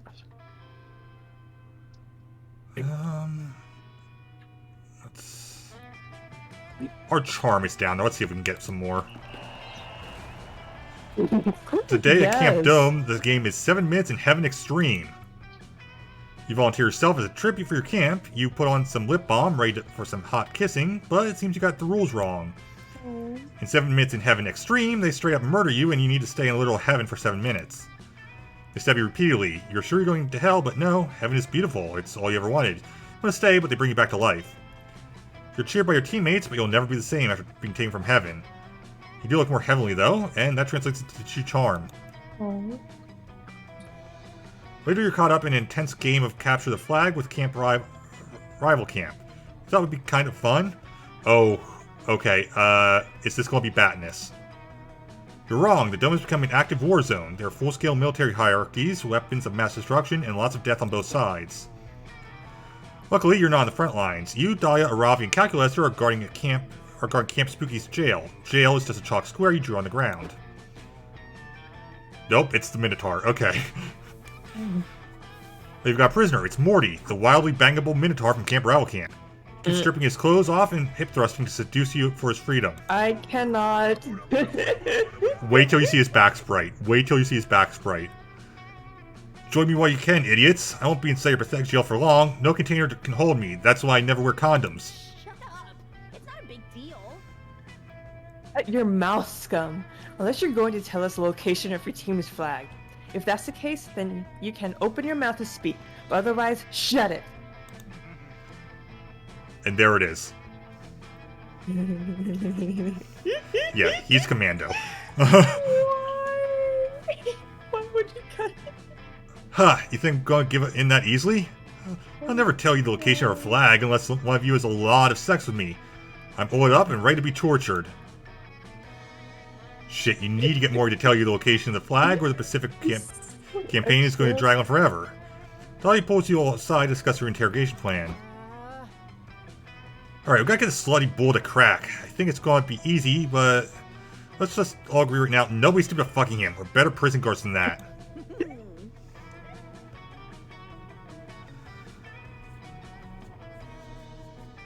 This is you. I'm so sorry. That's fine, you're still laughing about the butt, aren't you? Yes. Agree. If we're going to torture a Minotaur until he gives away precious war secrets, let's do it with some motherfucking integrity. Eggplant. Understood. I have blacklisted Morty the Minotaur from my potential sexual partner classification. Okay, with that out of the way, let's talk strategy. I say we just rip its teeth out. It's a classic because it works. But it does seem like it would be effective. I am afraid it is against my non-torture protocols. I'd feel more comfortable with another strategy, please. Yeah, Cal's right. Teeth ripping is basic AF. Morty's got a buff mouth anyway. Let's waterboard him. It'll be edgy and hilarious. Hex, organic beings require oxygen to breathe. Waterboarding is very painful for them, and also waterboarding violates the Geneva Conventions. It's a protocol violation. Gotta stop freaking out. Listen, this is war. Do whatever it takes to win. Nothing else matters. I can't carry this one. Dahlia's right. Calculaster. Do you understand what will happen if we don't get the flag location out of the Minotaur? We'll lose the whole game. Do you want to lose the game? Server error. Violation, first law of robotics, restart required, install system updates, yes, no. You're not good at reading facial cues, but you're pretty sure your friends are kind of stressed out right now. That's actually kind of accurate to me. Quick, figure out how to get Morty the Minotaur to tell you his war secrets without resorting to 1 fucking or 2 torture. It's easy, make an online quiz. For the third question, ask, where's your team's flag hidden? Or, it's obvious, one of you needs to undercover posing as another prisoner and building up a rapport with Morty to earn his trust. Ooh. I don't know if either would work. I'm going with the magazine, the online quiz. What? That's a dope idea. You guys, I take like 48,000 quizzes a day. It's basically therapy at this point. I am happy. Casual additional quizzes do not technically violate any of my torture protocols. I am in favor of this interrogation strategy. You guys spend a few minutes making the most irresistible quiz possible. What flavor of ice cream are you? You return to interrogate Morty. Oh yeah, I am down. You want more of me already? Damn, I guess it's true what they say. Camp Spooky babes really are insatiable. Prepare to die. Eat shit and die, scum. And also, take this BuzzFeed quiz, or else we'll stab you. Fish, I like getting stabbed. Just another kind of penetration, if you ask Those me. Shoes. Sorry. He is a Minotaur, so he is wearing Greek sandals. There's no kind of penetration, if you ask me, but fine, whatever. I'll take your loser-ass quiz. Oh, what flavor of ice cream am I? I gotta know, huh? Yeah. You know, it should be pistachio, because my outside is hard, but I'm full of nut. Question 1. What's your dream vacation? Psh, easy. Mine's in Brazil, because Brazil has 14.4% of the global cattle population. It's basically a fuck paradise. You know what? That makes sense for him. Question 2. What's your favorite holiday? Obviously it's Halloween, not to brag, but my costumes are so slutty that they're technically illegal to wear in Utah. The fact that I'm playing with you just makes this funnier, Mael. Shut up. And question 3, where does Rival Camp hide their flag? Shit, I'm not supposed to tell anyone, but I can't give any accurate answer. If I give a fake answer to this question, the quiz says I'm some gross ice cream flavor, like oatmeal raisin celibacy. I can't risk it. You win this round. I'm going to give the real answer. Rival Camp's flag is sitting underneath the graveyard behind the orphanage. You win, BuzzFeed quiz. You've rationed me with your mind games. Oh, that's dumb but very hot Minotaur. Our interrogation is complete. I gotta say, the quiz was effective. I have transmitted this war-ending information to Admiral Bloodface. Also, I am happy because we achieved our goal and became slightly closer as friends. More quizzes for the prisoner. Make him take quizzes all day. You guys spend all day devising quizzes to extract all of Morty's secrets. He never figures out what you're doing, and you get tons of valuable intel. Morty tells you lots of secrets about Rival Camp. His entire backstory is very moving, and you finally get a confirmed measurement of his bicep girth. I cannot. Admiral Bloodface leads a devastating attack on the orphanage, and Camp Spooky wins to capture the flag war. Hell yeah, the rush of victory. Also, you secretly write a quiz for Dahlia, Cal, and Aravi. It's called Pick Your Favorite Images of Nosebleeds, and we'll tell you which Disney princess you are.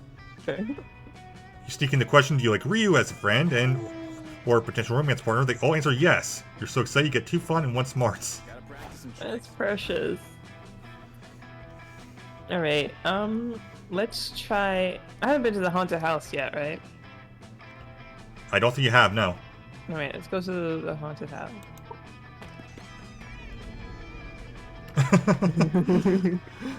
As you're searching the haunted manor, you come across an enchanted doll that promises to grant all your wishes. Cool, you take it. It possesses you, of course. Nice. Turns out the spirit that's inside it is exactly like you in every way, so nobody notices the difference. The difference is that the spirit is a little bit bolder than you, so you basically gain 2 boldness. We have with Damien to see if you guys can spend a whole night in the haunted mansion, not because anyone dared you to or anything, you're just horny. Well, the power's out, the walls are bleeding, and someone upstairs is screaming like they're getting axe murdered. Can't imagine a more romantic setting. It's just that antique vase the poltergeist broke over my head a few minutes ago, but I think I'm falling for you. Damien leans in close. Yes, you'll finally get your chance to kiss those spicy red lips. Hey guys. You making out over there? Here? So if we are, Sorry, I guess I should introduce myself. I'm Jerry, this haunted house's resident slasher killer. It's my job to brutally murder any young people making out on the premises. Which I'm pretty sure you guys are about to do, so, get ready to bleed a lot, I guess. so wait, you only kill people who are making out? I mean, I'll kill anyone who's in the process of hooking up, really. Some of the older slasher killers target minorities too, but personally, I think that's super problematic. Fair. Thank you. Well, hell yeah, let's get into it. What? Getting this is my second favorite kind of foreplay, right between big fire and other. Stabby, stabby. You're making this weird, man. I'm still gonna stab you, but I just want to make it clear that I'm not doing it for sex reasons. Well, you aren't, but I totally am. Come over here and penetrate me, you psychopathic stud. Oh no, it seems like Damien might be hornier for this knife-wielding maniac than he is for you. You've got to give this killer someone else to kill, so he leaves you alone with your own knife-wielding maniac. Luckily, you've got the perfect suggestion. Alright, what do you do? What about that police officer over there? I hear he's on the verge of retirement. His trope beats our trope. And why not kill time itself? These are both so lame. Let's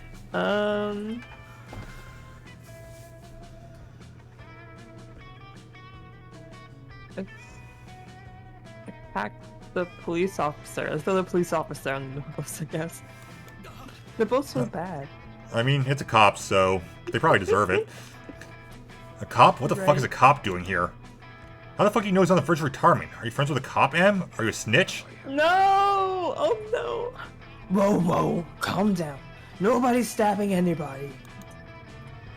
Only makes me more upset. Somebody stabbed someone. Sorry, man. Cops on the verge of retirement are off limits for slasher killers.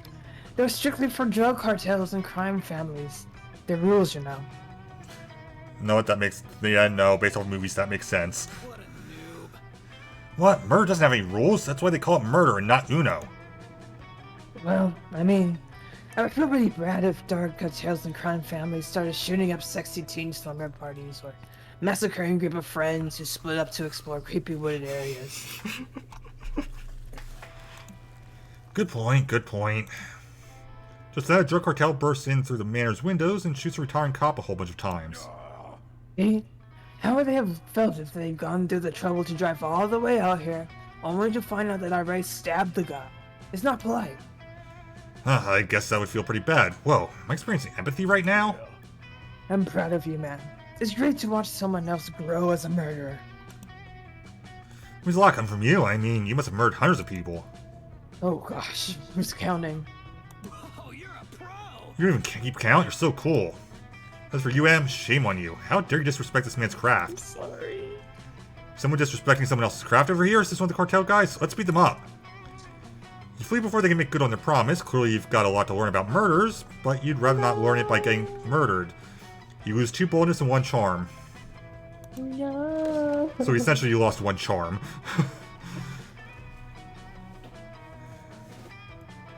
Choose something bad again.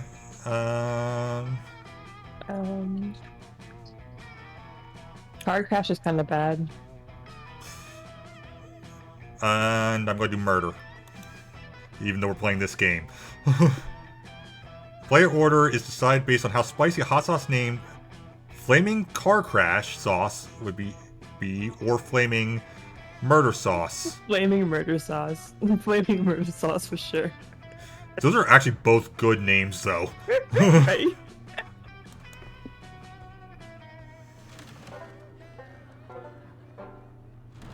Flaming murder sauce with a sprinkle of chili, ghost pepper. You might as well just cry at that point. Dahlia's with Milo again. Milo, please help me. I need some advice.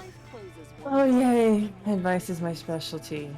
Let's see, how about don't do anything you regret, but also the only thing you'll ever regret is not doing more. No, I need specific advice. You see, I've just been invited to attend Hell's annual Warlord and Warlady Banquet and Bloodbath. The WNWB&B is like a super big deal. All my heroes will be there. Baphomet, Genghis Khan, the Unstoppable Tide of Despair, the Hamburglar. I see. And you want to make a good impression at this demonic Coachella thing. Noise, darling. With me as your PR coach, schmoozing would be like a cinch. No, the best way to impress important people is to be born into a super wealthy family. It also helps to have effortlessly perfect cheekbones. But I'm already 20 years too late to be born into a super wealthy family. There must be something else I can try. How about when I get to the party, I show polite dominance by biting the finger off the biggest, most aggressive person there. I'll establish myself as the alpha. Dahlia, OMG, no.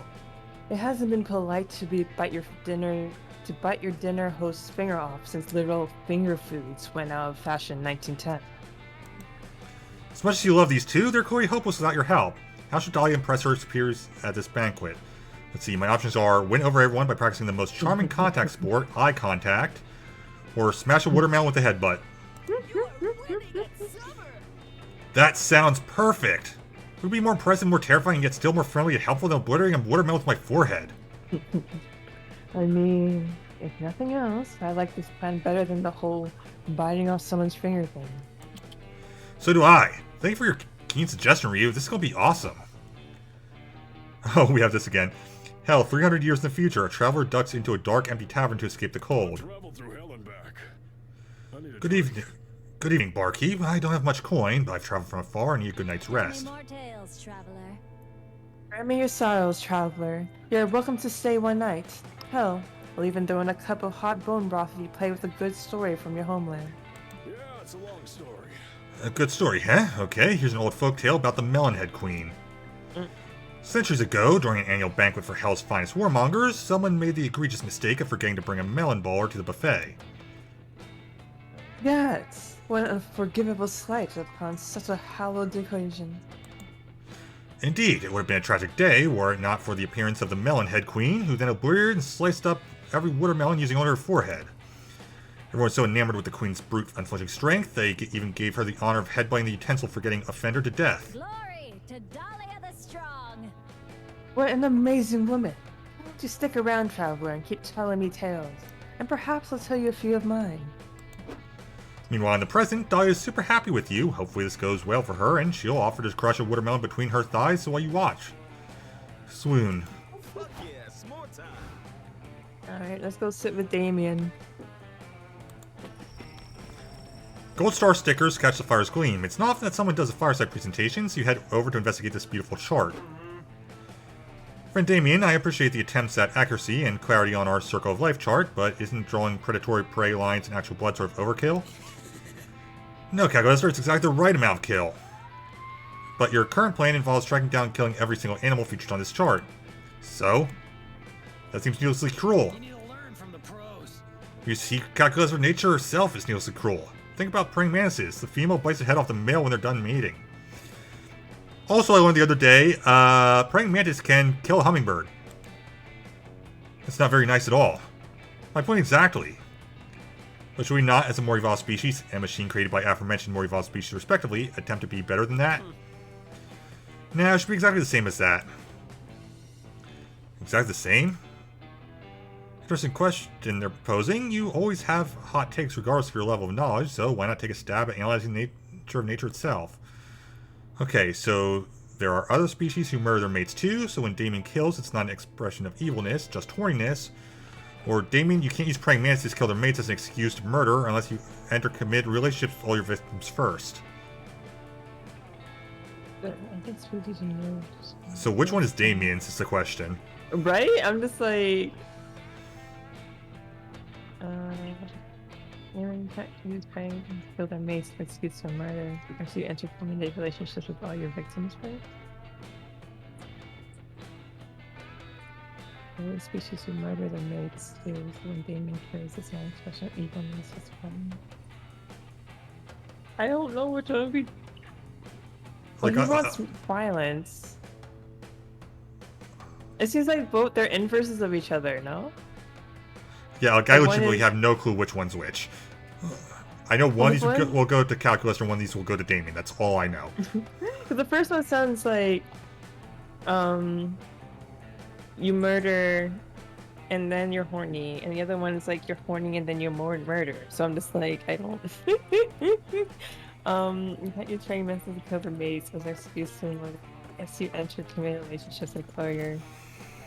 We're gonna take a chance to go with the second one. Alright?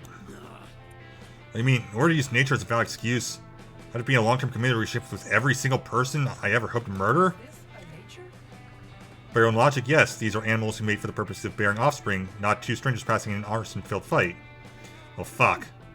For example, the corpse of a female mantis mate comprises 63% of her diet during mating season. It's a critical source of nutrients. Female black widow frequently marries an older spider for money, then kills him to take the vast fortune he had amassed. So you see, friend Damien, nature is brutal in the way you suggest, but only when a partnership as mates has been formed. In the words of famous marine biologist Jacques Cousteau, you can't murder someone unless you plan to use their flesh to nourish yourself and your future offspring. You make it sound like things in nature are largely designed to pass over the best genetic material and not at all about the most male deaths. That's it. Biology is cancelled. You know, friend M, technically many of these encounters, although mating, are not actually mates in a long-term sense. Often the encounter leading to one party's death is in fact their first encounter, but by withholding this information from Damien, I feel as if I may have saved many lives. It's not a true lie per se, but it was a lie of mission. I am becoming so daring and bold, and bad. An adventurous bad boy I am growing into. Nature truly is amazing. And so are you, Calculator, you dear sweet machine. So are you. No, I'm drifting further and further away from Damien. Oh good, it actually just completely takes that off. That's good to know. So, options are gamble or take a choice between two. I'm always going to gamble. We can visit your good pal Juan. He knows a thing or two about getting wasted. Bueno bueno. Look who's here. And yes, this is Juan, the magical Latino cat from the first game. That we never saw in the first game. Just experimenting with these drinks here. I was about to throw them away, but I have a feeling you're reckless enough to give them a try, right? How about this one? A loyalty lemonade. Maybe if I got the recipe right. Want to try it? Otherwise, you always have the mystery box. I'm a sucker, the box. Toilet wine. The mystery box is so bold of you. Hope you're happy with it, no refunds.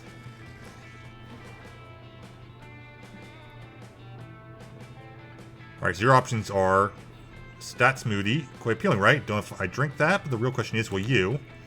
Also, this mystery box, because at this point, who knows what you drink?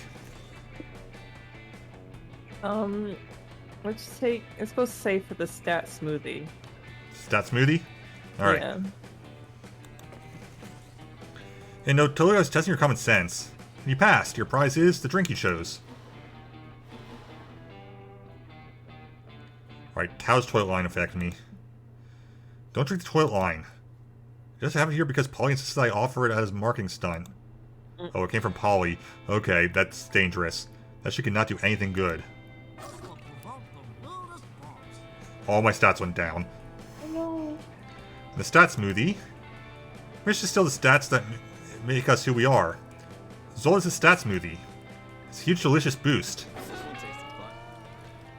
Okay, seriously, are we just inverse of each other at this point? This is the part where I leave before you peek all over me. Eat chow. Eat chow. But now I'm not with Damien anymore. I'm on the other person's route, right? You might still be on Damien's route. I'm actually not sure. Okay. Everybody choose a movie. Say your choice out loud to the other players before clicking it. I'm sticking with Labyrinth. Alright, I'm changing to the Lego Batman movie. Okay. I also need to rewatch it. Player order is decided based on the likelihood that thousands of years from now, archaeologists will use said movie to explain how society functioned in the 21st century. Oh, that's you. Like, Labyrinth is like even the past, isn't it? Alright. Yeah, but I mean, let's face it. Lego's not going anywhere, and they're going to be able to definitely tell stuff by Lego. Let's go with the flow. Alright, let's go to the woods. We can go to the woods, right? Yes. Okay, cool. While hiking through the woods, you accidentally step on a pile of leaves, covering a massive hole. Oh. It was a trap. An evil goblin hunter, is it a goblin who hunts or someone who hunts goblins, you'll never know, appears. They're the one who put the trap in there. This is it, you're done. You get ready to embrace death, but the goblin hunter only set the trap to get someone to help them do their math homework. Don't let you leave you help them, you don't have any other option here. It's a bit boring, but you've actually learned some useful calculus. You gain 2 smarts. You and Damien, okay, so still on Damien. You and Damien are lounging together, having a surprisingly chill time reading comic books. It's going to sound crazy, but can you pass me that one that doesn't have someone putting his fist through someone else on the cover? Loser. Wait, what's this now? You're going to read actual words that might describe something other than punching? Huh? What? No, who said that? I was just asking for the one without some punching so I could eat it, obviously. Uh-huh, right. What did I say, Dahlia? I told you he's getting soft.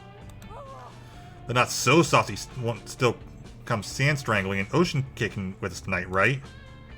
My biceps are ready to choke the sand right out. I got special boots made with spikes on the bum and the sides and the top so I can really show those waves who's boss. Well, that does sound great, but... But... Speaking of the ocean, I was actually going to watch this documentary on dolphins tonight. I'm making popcorn and baking dolphin-shaped cookies if you want to join. Wow. You came, Damien. It's no wonder the wildfire hasn't appeared to you yet. What do you mean? I know you've been on the hunt for the elusive wildfire, and I know it's thus far eluded you, and also know why. You are unworthy. The wildfire only appears to those who are badass enough to be worthy of its unbridled glory and untamed majesty. No one is ready for Dahlia. It's true. I was just in the woods one day playing with matches, and suddenly out of nowhere, the wildfire just appeared. It's one of the most magical moments of my life. There's nothing like seeing a wildfire in its natural habitat. That was pathetic. Too bad you'll never see it. Face it, Damien. You're just not metal anymore. Not metal. Not metal? I'll show them who's not metal. Or show them who is metal. It's me. I'm still metal. Now to prove it by becoming worthy of the wildfire, but how? Your options are perform the sickest skateboard trick, escape for a tank of water while chained and on a skateboard, or write a poem, but a poem that's very metal. No, for skateboard trick for sure. Yeah, I think that's the right choice. Ah, hell yeah, that's all kinds of metal. These are going to be metal, the top of the water tank will be metal, I guess the wheels of the skateboard, are those metal? Who cares? Point is, lots of metal, and I'll be the metalest of all. The wheels would be metal, the axle would be. Right? In fact, let's find even more metal. I'm gonna have a tuning fork in each hand when you chain me. No, wait. A tuning fork in one hand, a regular fork in the other hand. There's a metal suit of armor in the Haunted Manor. I could wear that too. Managed to convince Damien not to put on a heavy suit of armor before you lock him into a tank full of water, which is good because he can't smooch him if he drowns. You took Okay, canonically, in this game, you took CPR No, that was me. I took CPR twice. Never mind. Yeah. I mean, I guess you could, but you're not really into that, so it's better if he survives. By water tank, put a skateboard at the bottom, chain Demon up, and then throw him in so that he sinks onto the skateboard. Because he is, as he claims, super metal, it doesn't take Damien long at all to break out of the water tank with a sick-ass flip. Skateboards down the side of the water tank, doing a one-armed handstand on the board. Does a double somersault in the air, hitting the tuning fork with the regular fork to create a beautiful and magical pitch as he lands right side up on the skateboard. Fucking yeah, wildfire come at me, bro. Really, Damien, you can't call the wildfire. It appears to you when you're worthy, which you're not. Yes, I am. I just did the sickest, most metalist skateboard trick ever. I mean, I didn't see it. If a demon does a sick-ass kickflip in the woods, but nobody's there to see it, was it still metal as fuck? Obviously, yes. Obviously not, or the wildfire would have appeared. M saw it, ask him. I saw it. Oh, Damien, we all know M is a thirsty bitch who would say anything to get attention from you. No lies detected. Dougie's right, you're a thirsty bitch, M, but you're a thirsty bitch who helped me out today, and I appreciate it. We're like masters of survival. Let's try again sometime soon. I know next time we can get that wildfire to show itself for real. Zero on one of the secret paths, then. You're not sure that the mystical wildfire actually works, but hey, if Damien wants to hang around you more, you're not going to stop him. You gain 2 fun and 1 charm. But everybody knows.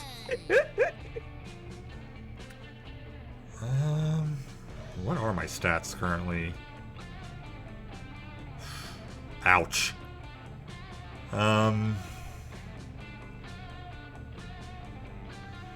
Let's level up fun. Decided to bring a metal detector to the lake that day. You scour the beach for buried treasure. You find a keychain, a tin box of stale cookies, which you eat anyway, a glowing chalice that the Knights Templar came to confiscate for some reason. But best of all, you managed to find some genuine silver-plated fun. Score. Mind your own business, smelling people, when Dahlia grabs you and drags you to the lakeshore. There you are, Ryu. Once more, I need your help achieving the best summer ever. Critique my rock skipping technique. Dahlia skips a rock straight upwards. It disappears into space. Moments later, you notice a faint glimmer in the sky. It's not Dahlia's rock, or the satellite Dahlia's rock destroyed. It's a meteor. It crashes into the woods on the far side of the lake, turning them into a giant bonfire. Okay, so now I'm on her secret path. Yes, ultimate campfire, quick! Tell me some campfire stories, but very loudly. You're about to tell her the one about the horny summer campers who finally boinked when you're distracted by a glowing figure approaching you from across the lake.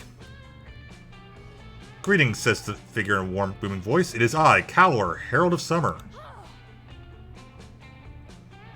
Calor, it's an honor to meet you. Can you critique my rock skip technique?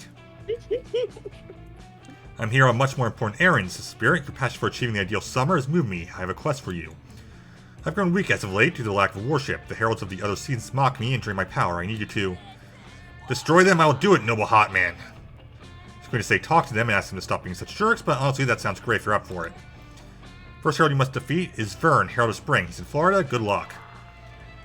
Make my own luck. Out of blood. Blood! Moments later, you face to face with Vern. It turns out traveling to Florida is easy. You just mix a can of Bud Light with cough syrup and you're there. I assume that's spring break. What's up, bros, says Vern, while shotgunning a hard seltzer and thinking about boobs. You defeat me on behalf of that nerd Cowler?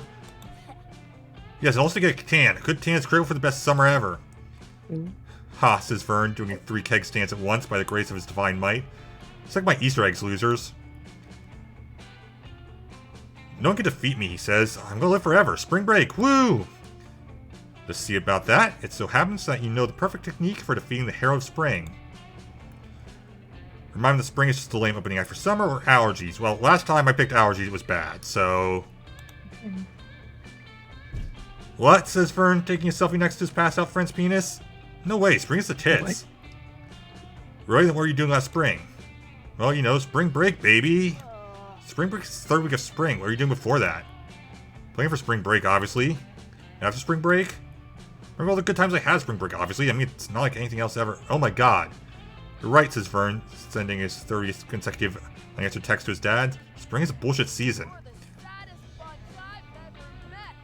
That's right, you overpollinated weakling. Spring is a coward season. Such a pathetic excuse for a season even makes the clouds cry. April showers bring May flowers. Kiss my blue ass. If I want May flowers, I'll buy them at a store in July. But simmers Vern, only duct taping a 40 ounce to each hand. Spring is a season where all the animals fuck. Fucking's pretty cool, right? You need a season until you want to have sex? What are you, crops? Do you have an egg timer wired to your dick, or do you just slap your cock with a calendar every day to see if it's time yet? I cannot. I don't have a dick, says Vern. I'm the divine embodiment of the season of spring. Please don't tell my bros. Oh, we'll tell them alright. Let's just submit to the glory of summer. Fine, whatever, sighs Vern. Summer's when I was planning to go to Ibiza anyway. Vern slowly dissolves in a vortex of divine pink energy. Dahlia high-fives you so hard your hand grows a beard. This is only the start of a grand venture. You gain 2 fun and 1 boldness. That's funny. Another movie? Movies again. Let's see. Pick something different. I'm gonna pick something different.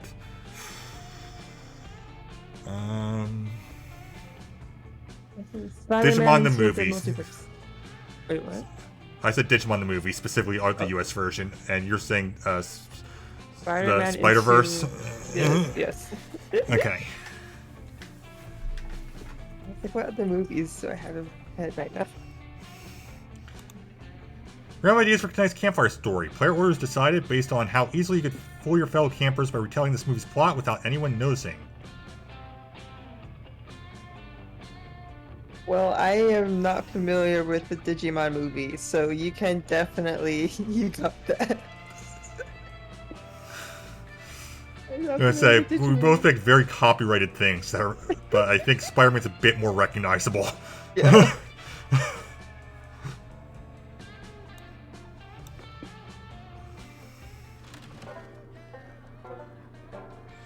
Man disgruntled with his high school life decides to pursue graffiti and see something he's not supposed to see.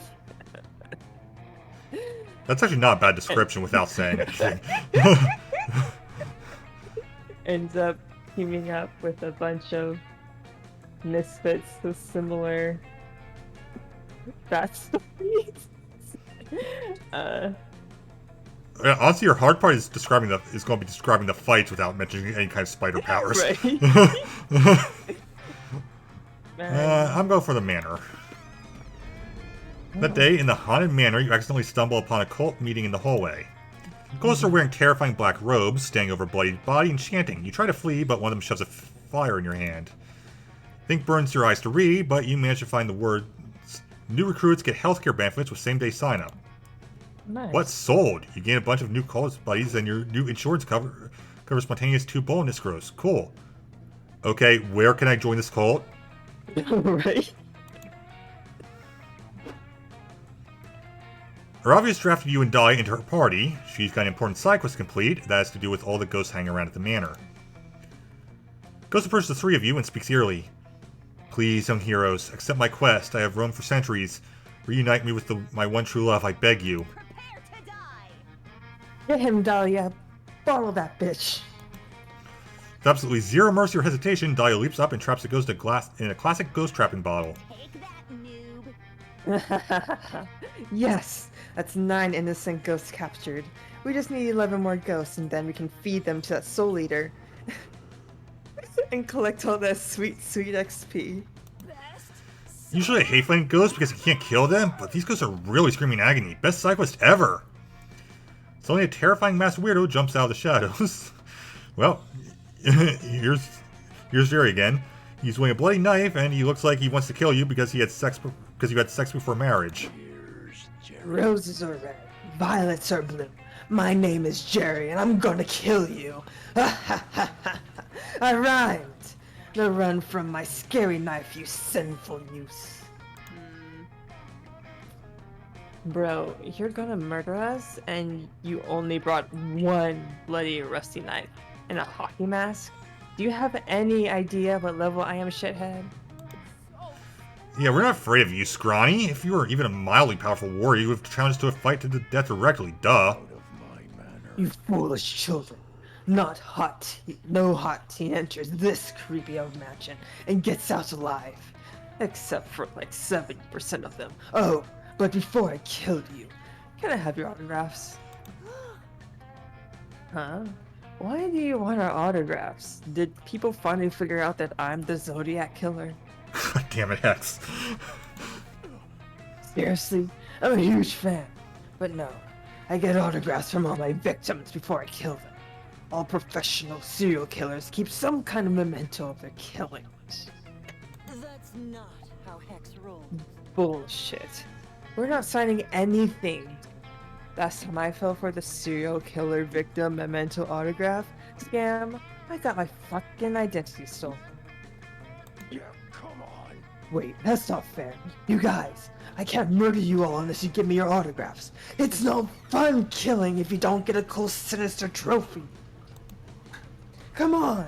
All of you have obviously killed people before. Didn't you collect a cool trophy from your victims and hide it in a laminated file in your room for the police to discover? Not really. Although, to be fair, I do always loot my enemy's corpses. And I guess collecting XP for every time is kind of a trophy? Someone's going to defeat a powerful rival in battle? I'll use their body as a bludgeoning weapon to kill their closest friends. Does that count? Oh god. I never collected stuff from corpses, but I would send these hilarious letters to the press telling the cops to get good and these like unsolvable cryptograms. LOL. Ooh, this seems like an opportunity for you to get in some bragging. Impress your friends and the serial killer with a super cool trophy you collect from all your victims. I just collect the teeth of the people I murder so I can make cool friendship bracelets with them, or if hero goods are overrated, I collect the happy memories I made with my victims while killing them. Let's look at my murder scrapbook.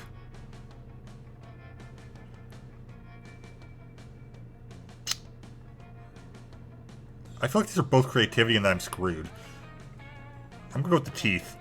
Yeah, I would be cheap. Holy shit, Ryu. You used people's teeth to make friendship bracelets? That's Fuck yeah. fucking awesome. Gladiator energy, it's hot! And it's a perfect way to make use of your victim's valuable teeth. Surprise everyone by revealing that you have teeth friendship bracelets for all of them. You've got 5, 1 for Dahlia, Aravi, Hex, Jerry, and you, of course. Nice. Whoa. I just noticed that my bracelet is made entirely out of upper jaw third molars. Such a dope detail, Rue. Yeah, these bracelets are awesome. We've officially teeth friends, you guys. I've been waiting for this day my whole life. Yeah, and wow. This is the first time I've ever had any friends, actually. Oh. Yep, that sounds about right, Jerry. Your crew of teeth friends hang out all day, catching ghosts, having some laughs, and cracking open some cold ones together. The bracelets bond you together for life, and dental insurance is super expensive, so it's a good idea to keep some spare teeth around in case you need them.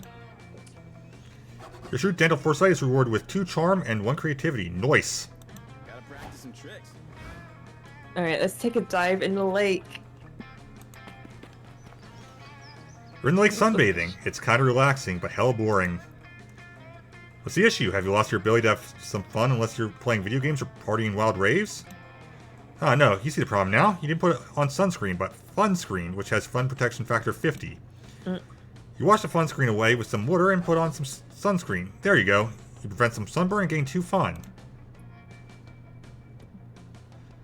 You're restoring your collection of Pokemon cards, thinking wistfully of the Terry the Taxman you once traded for an Arctic colonialist Ernest Shackleton when you were interrupted. There you are, Em. I've been looking everywhere for you. Those words warm your heart more than any fire ever could, even more than the wildfire for which Damien is presumably searching desperately once more.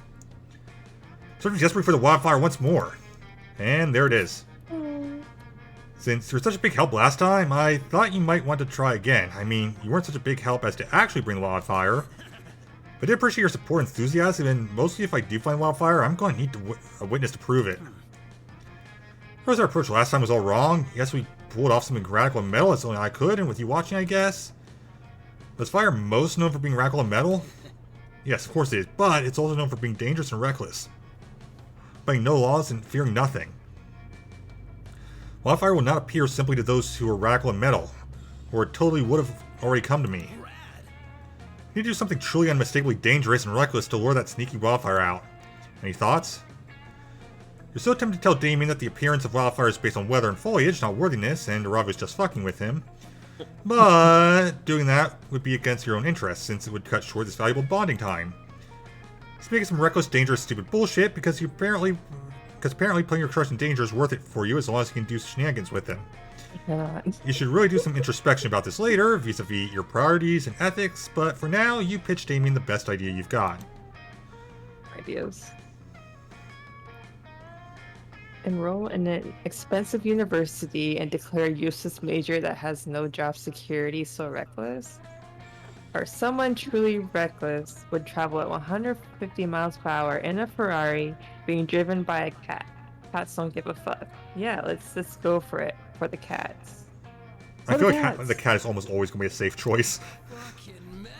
Yes, I'm into it. I can always scare a Ferrari at a moment's notice because that's how badass I am. Where the fuck are we going to get a cat? Oh, hello, friend Damien. Hello, friend M. Yep. Is a good cat. I found this cat in the woods, and I have been searching for the rightful owner. The Blep. Well, you found him. That's me, the rightful owner of this cat. Is this true, friend Damien? You do not seem like the type to voluntarily take care of a small, helpless creature with love and care. According to some people, I've completely changed and am no longer a hardcore badass, so I need this cat to get into that and complete my transformation to a responsible, non-reckless person. I'm so glad to hear that. I will return the cat to you. I feel like we have much more in common now that I know you care for this cat the way I care for my plants. Yes, of course, I'm not going to do anything reckless or dangerous with this cat. Smash cut 2? Wait, did Damien just say smash cut? Oh shit, that was a smash cut somehow. You're now speeding down a highway 200 miles per hour in a Ferrari driven by a cat. Driven is in quotes because the cat has no thumbs and its little paws don't reach the gas pedal, so it's a cat in the driver's seat and Damien's foot fucking gunning the Ferrari. Ferrari crashes spectacularly, of course. You escape unscathed because you're the protagonist of your own life. Damien does a dive roll out of the Ferrari, clutching the cat to his chest. That's Damien style, baby. Ooh, I did it. I saved the cat, proving that although I'm badass with stone cold exterior, I have a heart of gold. Well, that was actually pretty sick. Yes, there's no way the wildfire can doubt the worthiness of that cat. It was the one driving the Ferrari. I'm sure the wildfire will appear to it soon. I didn't even think of that. Don't worry, we'll get it next time and find that wildfire once and for all. Just watch us. Us? We? It seems like Damien's starting to think of you as a team. Sick. 2 fun and 1 charm is all yours, baby. Panda. Let's go with turtle. That's what she's right there. Soft-shelled turtle in particular. Players decide based on how plausible it would be for you to convince a pack of those animals to make you their pack leader. Oh, that's you easily. Oh,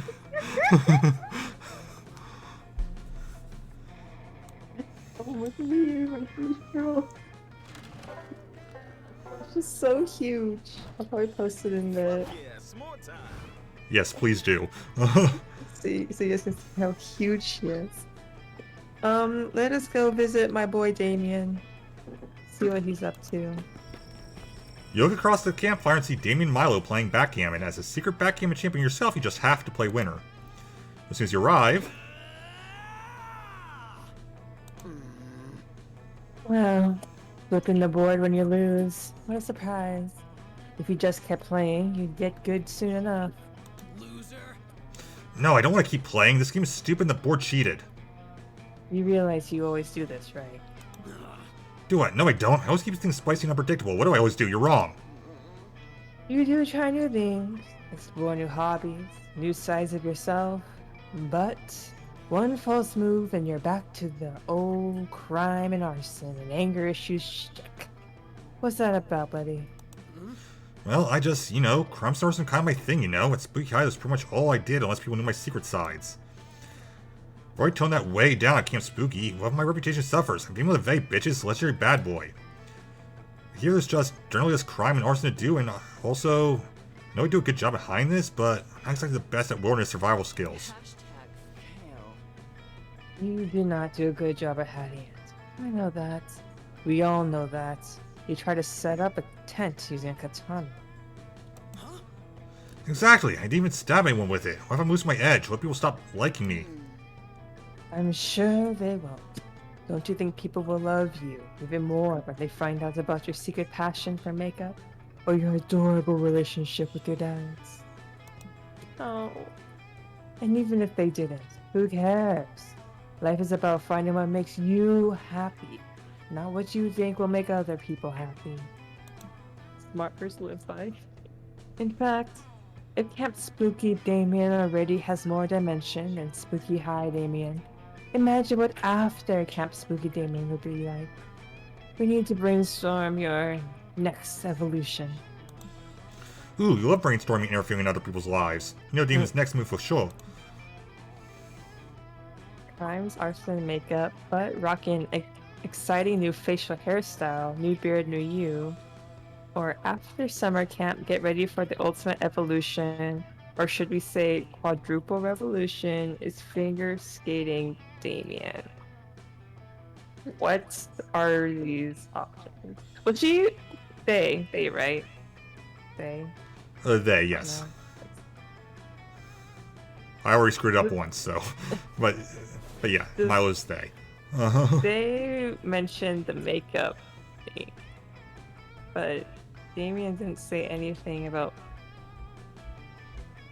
figure skating. I feel like the first one might be Milo, but after summer can't get ready for it's my evolution. We're going for evolution? That doesn't sound like Damien though either though. None of them sounds like Damien. But revolution is the one you're going to go with then, is what you said? No, let's go with the first one. That's First one? mentions Okay. Crimes arson, yeah.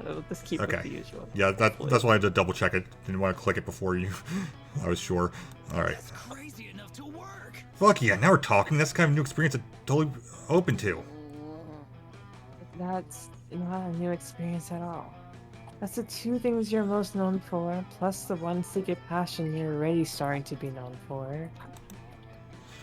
New facial hair is an exciting new adventure and totally counts as switching it up. You see, it's actually almost impossible for me to grow facial hair. Probably because my chiseled jawline and cheekbones are so rock solid that the hair follicles can't burst through the toughness to grow properly. I feel like it's more likely that he just burns it all off. Right?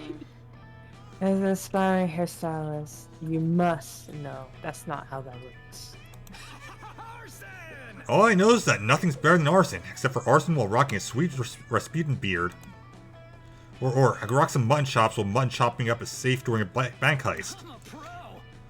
Or sport a sporty handlebar mustache while unsportingly removing the handlebars from bike, thus sabotaging a race and winning millions of dollars. I can't be seen with you. So I'm no longer comfortable having my brand associated with yours. Goodbye, everybody. Don't forget to like and subscribe. I don't understand your brilliance, Em. Your vision of my facial hair is far beyond its time. Oh, you're a pro. You're goatee Nostradamus. Also, what kind of facial hair do we think Nostradamus had? Because I could wear that to protect my next arsons. You're pretty sure that predicting your own actions just means planning, but why bother correcting Damien at this point? Instead, the two of you debate what facial hair would be most flattering, which gives you an opportunity to stare intently at his face all night without coming across as creepy. Oh. Living the dream, the goatee, mutton chopped, handlebar stashed, crime and arson and makeup, but with a mustache doing dream. I feel like Milo is like a samurai person. Appreciate that. Yeah, they definitely have a samurai outfit on for their anime outfit. Hey Cal, since you're like super smart, I need your help. We need to come up with the spookiest, scariest campfire story ever. What are the plans for today? May I inquire as to the necessity of this objectively unimportant request? Unimportant, it's super important. Everyone knows that scary stories around the campfire are essential to having the best summer camp experience ever. This a nature? Oh, I see. This is an example of the sort of time-consuming task your gangs perform in the pursuit of foon? No, forgive me, the word is fun. Very well, I will do my best to help you achieve fun. I struggle with creative tasks, but perhaps if I crunch the data from several famous horror stories, I can compile my own. Yes, a mega horror story. I can't wait. Make me poop my pants, Cal. Tons of pages of text flash across Cal's screen in the blink of an eye, going faster and faster until... Chapter 10. Scared to nowhere. We are in the forest of bad choices. Becky Slutson and Football Jones are in love. Soon they will be eaten dead. Ooh, I'm shitting already. Becky. Oh, football, moms don't understand. My death is inevitable. She is not scared for Slutsons. Do not know fear or true friendship. Football does not answer. His teeth is hand hook, man, door, car door. His inside bones become outside bones. Audience is sufficiently afraid. Now you bet I am. There's now murder cabin. The realtor should not be there. I have Amontillado, says a man the audience refuses to trust. What could possibly go wrong, says Skeptic Sam. All is possibly. The great and only possibly. There is now Ouija board. It is scary because it is a copyright infringement. It bleeds blood that is not its own blood. Football Jones' outside bones are in Skeptic Sam's inside bones. The skeletons have escaped. They're spooky and scary. Johnny is here. There is only error, insufficient input data to finish the process. No, it's getting so good. What's going to happen to Football Jones' outside bones? You're not even sure what already happened to Football Jones' inside bones, but both your friends seem pretty invested in this. You need to feed more data into Cal to come up with a spooky, scary ending. You pull up Dropbox and send him a guide on the dangers of downloading suspicious links or a peace treaty. Okay, well that will scare Cal, so this one. Wait, Ryu, didn't you just send me a peace treaty? But peace is not scary, it is nice. A peace treaty? God, it's the most terrifying conclusion of any war. I can't stand it. Finish the story. I gotta know what happens. But your heartbeat appears unhealthily elevated, and you are also squeezing Ryu with such pressure that I doubt that they can breathe. Who needs air when you're snuggling with Dahlia? You sure, Cal? You need to finish the story. Okay, the skeletons have escaped. They are spooky and scary. Johnny is here. There's only Mecha Gandhi and the great and powerful apathy. In their wake is a plaque of peace. Wars and accidents, says Mecha Gandhi. Give me eyes for your eyes. Football Jones and Becky Slutson lay down their sex weapons. This house will be perfect for us family, they announced to the camera. Rage is temporary. Apathy is forever, says Mecha Gandhi, and he swallows the outside bones. The end. Is this what people call camping? Well, friend Dahlia, was my campfire _story adequately terrifying? Holy shit, yeah. I'm so scared I don't even know if I can sleep alone tonight. This is so cool. I'm happy to have been adequate, so can you put Ryu down now? I do not believe the members of their species have spines that bend at 76-degree angles. I cannot. Again, jellyfish. That is true. No way, who cares about your posture? You don't need properly functioning inside bones when you have Dahlia.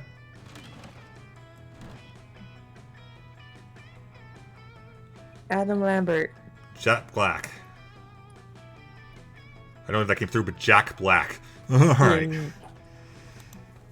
Player orders decide based on how many scout badges you think that celebrity would have. Order goes from most badges to least badges.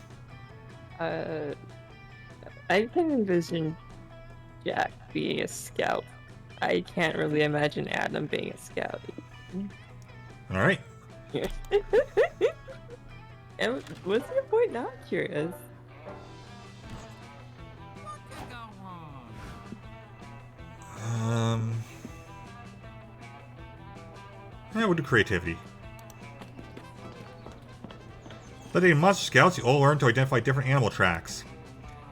First you practice identifying bears and deer, but then you start having to identify way more specific tracks. You identify the tracks of a sculptor, half human, half sculptor. You follow the tracks until you find the legendary beast. The sculptor teaches you the basics of sculpture. You gain creativity. Ryu, hi, what are you doing? Not important. It's time to kill Winter. Track her down. Her name is Bruma, and she lives in Alaska in a palace made of ice and crude oil. Let's go. Hesitate for a moment because Alaska sucks, but Dahlia triggers a travel montage before you can object. One plane, one bus, and one tauntaun ride later, you stand before the palace of the Herald of Winter. The portcullis opens with a tremendous grating noise. Who dares approach my sanctum, bells the Herald, who looks like Elsa from Frozen, but wearing a Christmas sweater emblazoned with the words, "This is not copyright infringement." It is I, Dahlia Kino, have come on behalf of the Herald of Summer to melt you into fluid. Foolish mortal, says Elsa, I mean Bruma, you cannot defeat the mighty Winter. It is by far the superior season. What impossible? Summer has all the best things. Revealing swimsuits, wedding profusely, the Summer Olympics.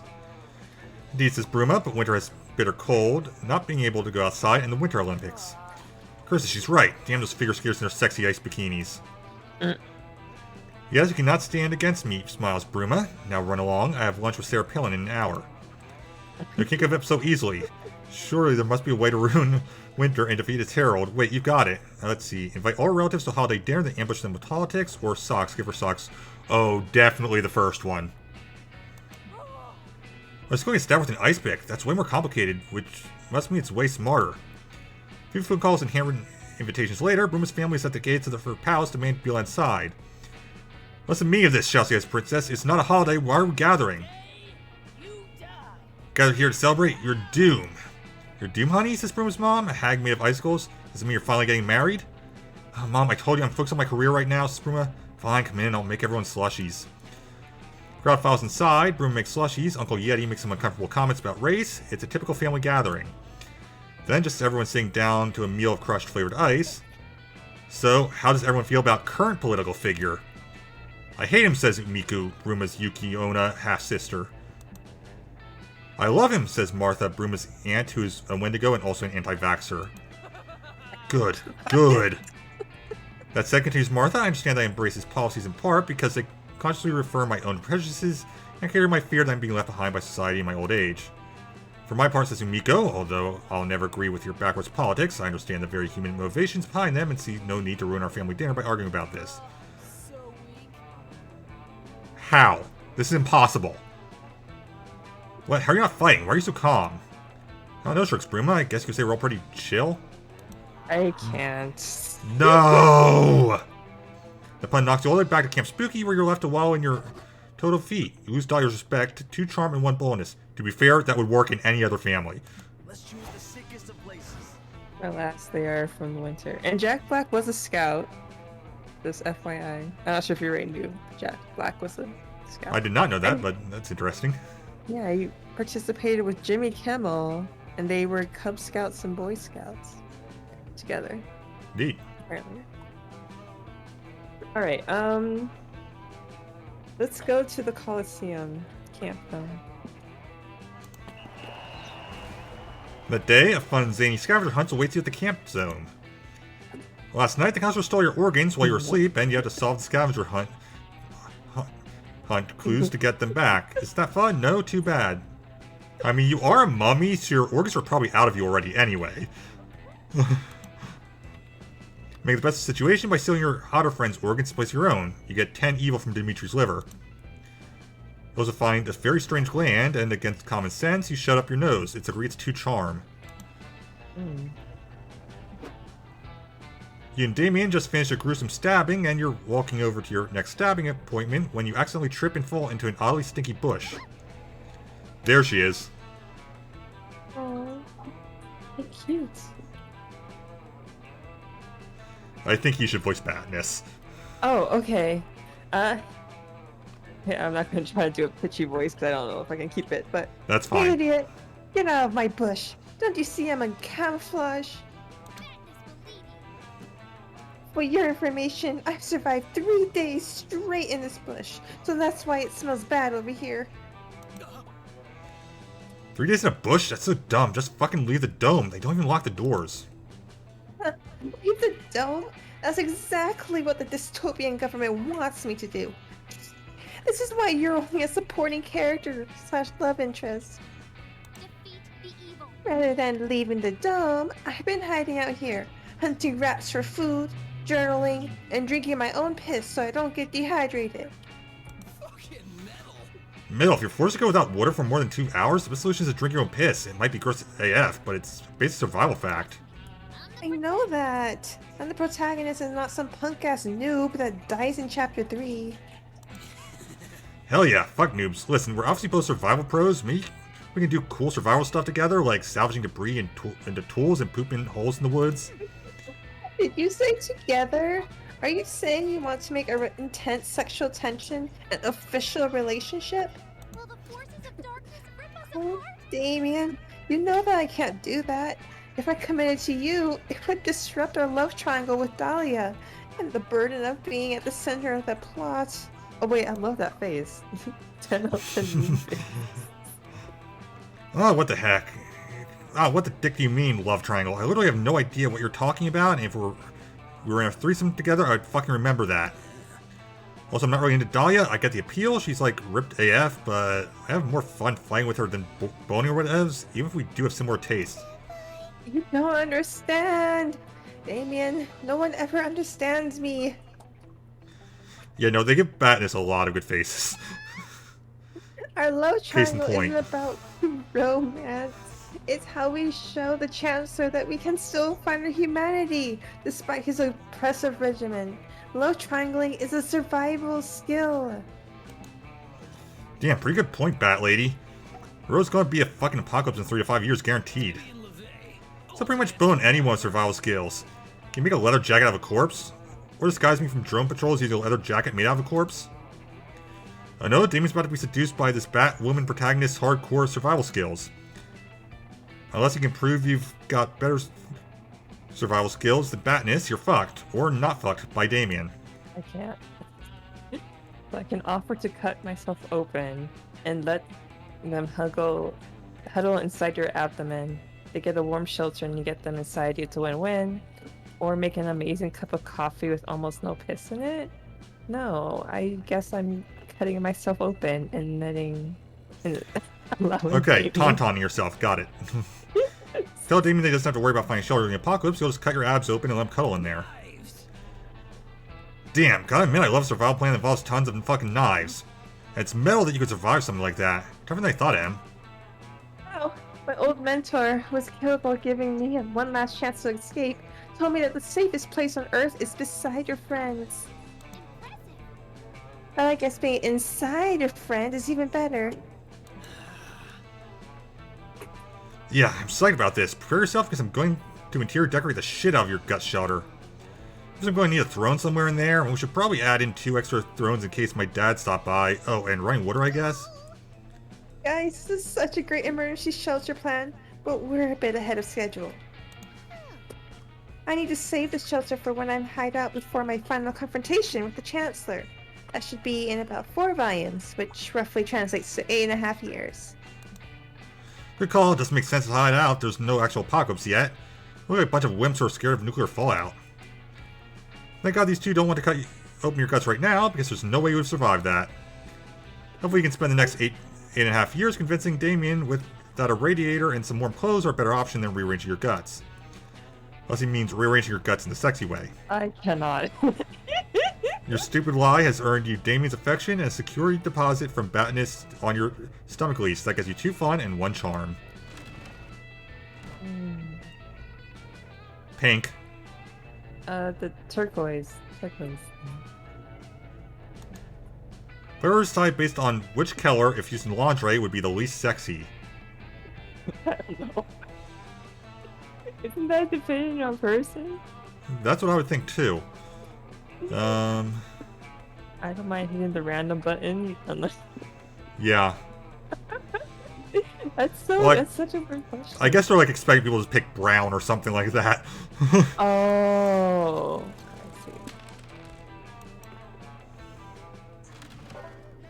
Again, I think it like depends on the design. I don't know. Better than a sarcophagus. He's fun.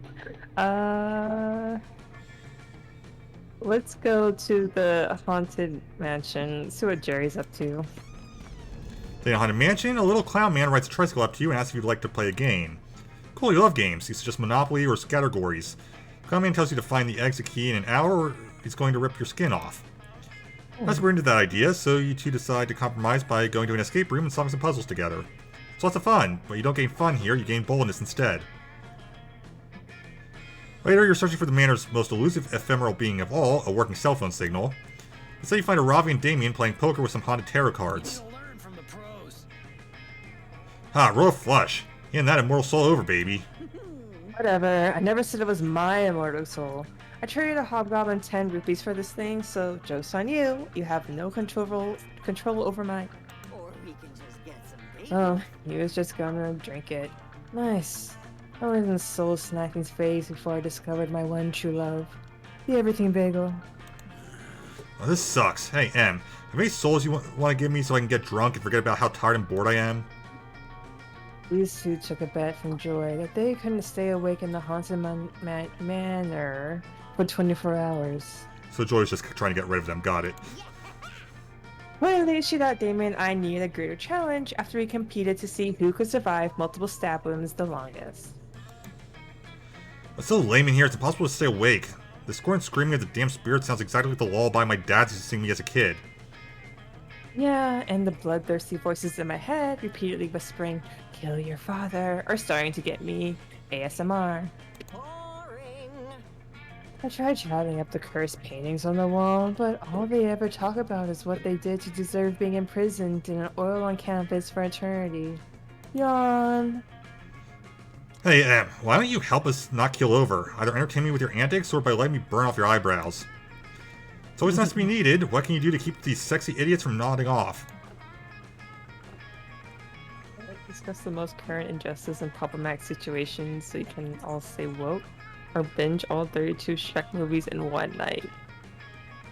Neither of these sounds super exciting, but the Shrek sounds a bit better.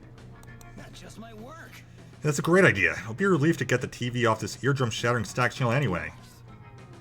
I knew keeping the entire Shrek filmography in Aravi's bag of holding would pay off someday. Yes, as you may well know, there are two main differences between the Monster Prom universe and your universe. One, monsters are real. Two, there are 32 Shrek movies. It truly is a blessed realm. You watch Shrek and quote the Onion monologue perfectly. You watch Shrek 2 and sing along to Jennifer Saunders' flawless cover of Holding Out for a Hero. You debate how the fuck Donkey got the dragon pregnant in Shrek 3rd and agree that Shrek Forever After was so forgettable I can't even make a good pop culture reference about it. Alright, time for a live for your Shrek card. I love Shrek's action film period. Here for it. I'm more of a fan of my neighbor Totoroger. Beachy-eyed Lord Farquaad was the best thing that ever happened to his character. I'm afraid that if I look that up, I will actually find it. Don't try. Just if you want, but my favorite is still Puss in Boobs. The only way to make Shrek better is by making it rated NC-17. I cannot. Watch them all: Shrek Mall Cops, Shrek Noir, Shrek 27 is just Shrek 2 but renamed it 27. Shrek 30 Untitled, the experimental The Day is Shrek movie in which Fiona contemplates banana for 180 minutes and then vomits slime. Oh. Your all-nighter binge turns into 3 straight days of Shrek, but who's counting? Shrek is truly both love and life. You win the hell out of that bet, and at one point, you even graze hands with your sexy friends while reaching for the popcorn. You gain 2 creativity and 1 fun. Cute. Well, let's try getting some charm. The day of the Camp Dome, you all play the classic children's game, The Floor is Lava with a twist. The floor is literally lava. You're all hopping here and there, trying to survive the dangers of, lava, but then one of your teammates falls. Sinking into the lava, dying a slow, agonizing death. You offer a hand, but it's too late. Before disappearing under the hot lava, he whispers his last words. Ryu, your hair looks great. It does, you gain 2 charm from a nice compliment.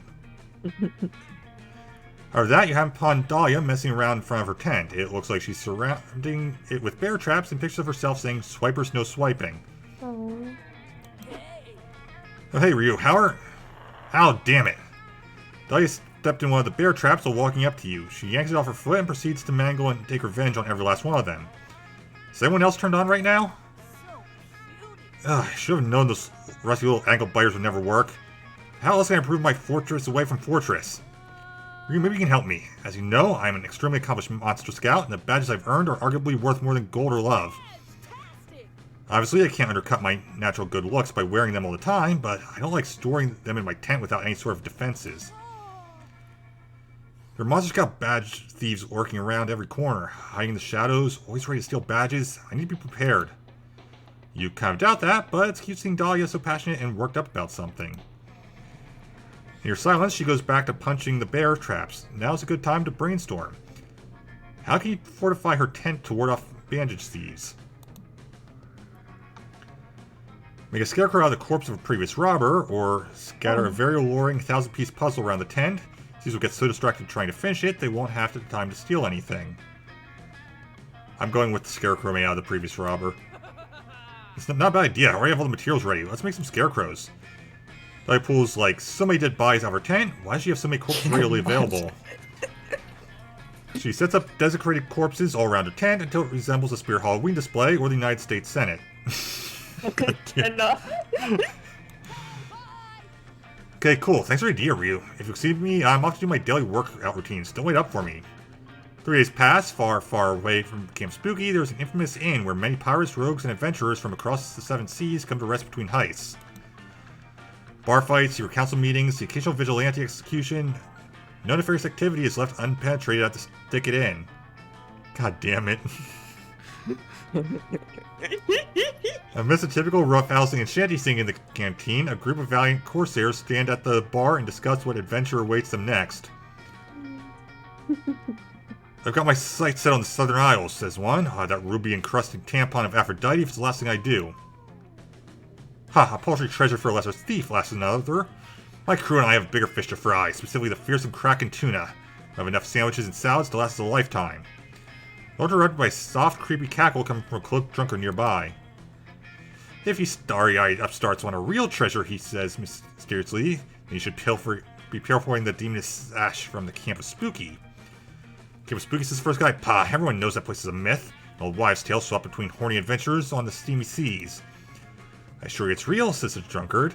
Within it, there's a dark tent-like cave, which you can tell is important because it'd be festooned with the corpses of lesser adventurers dared plunder it. If you're brave enough, inside there rests an invaluable treasure, a garment of decorated with ribbons that the demoness herself earned with feats of wit and dexterity. "If be real, then let's capture this treasure," says one of the adventurers, slamming his mug of ale down. "Onward, men, to the demoness' hoard." The entire bar erupts into cheers, and everyone storms out, raising their mainsails and sharpening their daggers for the biggest hunt of their lives. Hey asshole, yeah, I'm talking to you, Ryu. All those corpses you told me to put up totally backfired. These past few days have been the worst. Always obnoxious adventurers keep trying to rob my tent. I haven't had a break from killing them since I put those scarecrows up. I mean, I do like murdering people, but summer shouldn't be only about murder. I still like to vary up my day with exercise and light antagonization. You're a poophead and your idea was poop. Ouch, no one likes to be a poophead. No surprise that attempt spares you from becoming one of Dahlia's scarecrow corpses, but you still lose 2 smarts and 1 fun.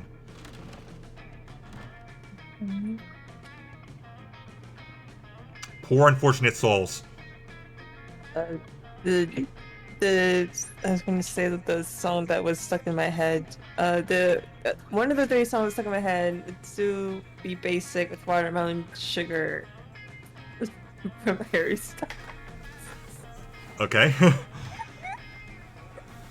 3 songs stuck in my head, and that's one of them. The other one I think was Watermelon Watermelon be basic? Is that what you said it was? Well, it's called Watermelon Sugar by Harry. Watermelon Harry Sugar, Styles. okay, got it. Yeah, but it's by Harry Styles, so it's the basic. By song. Harry Styles. Got it, okay. Yeah. First site based on which song would be the least romantic song to meet your soulmate to start. Debating now. Definitely not Watermelon Sugar. It's basically a sex song. Yeah, I was gonna say, that sounds like a sex song. My song's literally about stealing a person's soul. So, stealing a person's voice, rather. Though, she does involve stealing souls into it. So, least romantic, which means I go first. Okay. Yeah.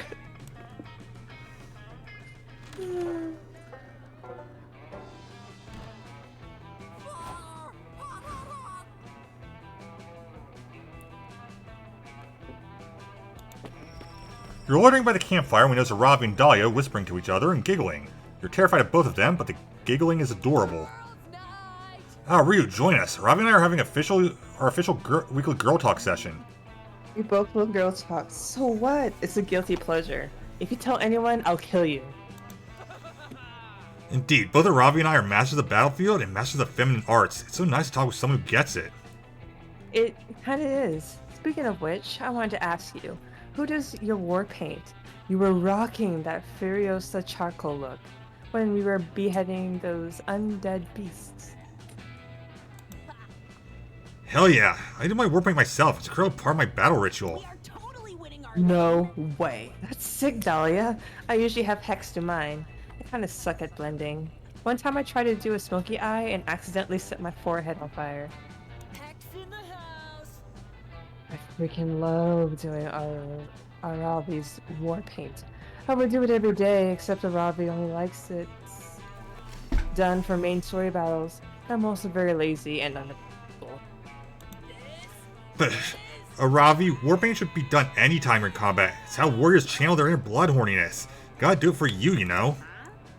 Bullshit. I can't see my own war paint. It makes me no sense to spend 20 minutes doing it if it's just going to be the last thing a few side quest orcs see before they die.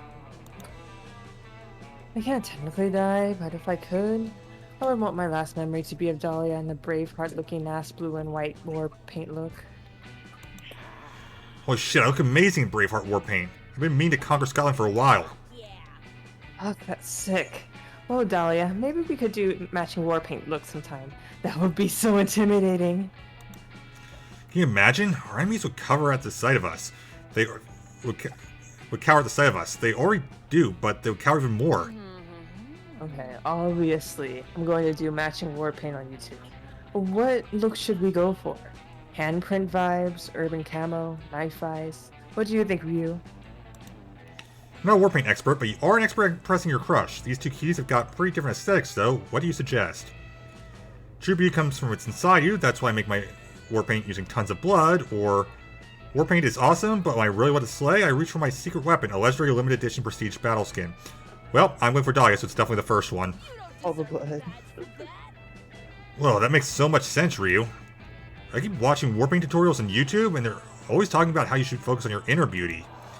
Inner beauty makes no sense to me. Why have to try to make my insides beautiful when I know that my buff blue outside is gorgeous? There you go. Okay, you're definitely gorgeous, like, for sure. But don't you think inner beauty is important too? You are always talking about the heart of the warrior and stuff. For sure, all warriors are ultimately judged by the courage and violence that live in their true hearts. I also just think it's weird to say that you can't focus on physical beauty and that you have to ignore it for personality or something. Feeling hot is a good feeling. I think everyone should feel beautiful in their own skin. That's why I don't get all those inner beauty videos. I always close them after like 30 seconds. You could explain to Dahlia that she's just closing the videos too soon and missing out on their true message. You pull up a YouTube war paint tutorial on your phone. Hey everyone, it's Beth, back with another fresh war paint look for you guys. I just want to say, right off the bat, that the most important thing is inner beauty. See, listen Beth, it's okay if you want to feel hot. So since we're focused on inner beauty, I'll be doing a war paint look using only the intros of my foes. It's a really gorgeous blood-focused look. Like and subscribe. Damn, that was awesome. Wait, are all inner beauty videos like this one? Pull up some more videos. Morning Warriors, I'm back with another video about inner beauty and how you can use the inner bones of your enemies for a chic powder foundation. Oh, grind enemies' bones into powder? That's so smart. What a life hack. Yeah, if you could do the same, with the teeth of the enemies. Maybe that'd be better for highlighter instead of foundation. Do another video. Guys keep asking about me about this, and yes, I do kill human babies to make my face masks. Guilty I pleasure cannot. alert. They're expensive, but it's so worth it for that youthful glow. Oh no. It's all upsides. You get great warp paint, and the babies never grow up to avenge their parents, who you probably also killed for cosmetic purposes if you checked my last video. Wow, I literally never say this because it almost never happens, but I was wrong. These Inner Bees videos have some next level warp paint techniques. Oh yeah, they do. Come on, Hex. Let's leave Dahlia and Ryu on their own for a while. I want to go try out that Entrails inspired look with an orc corpse.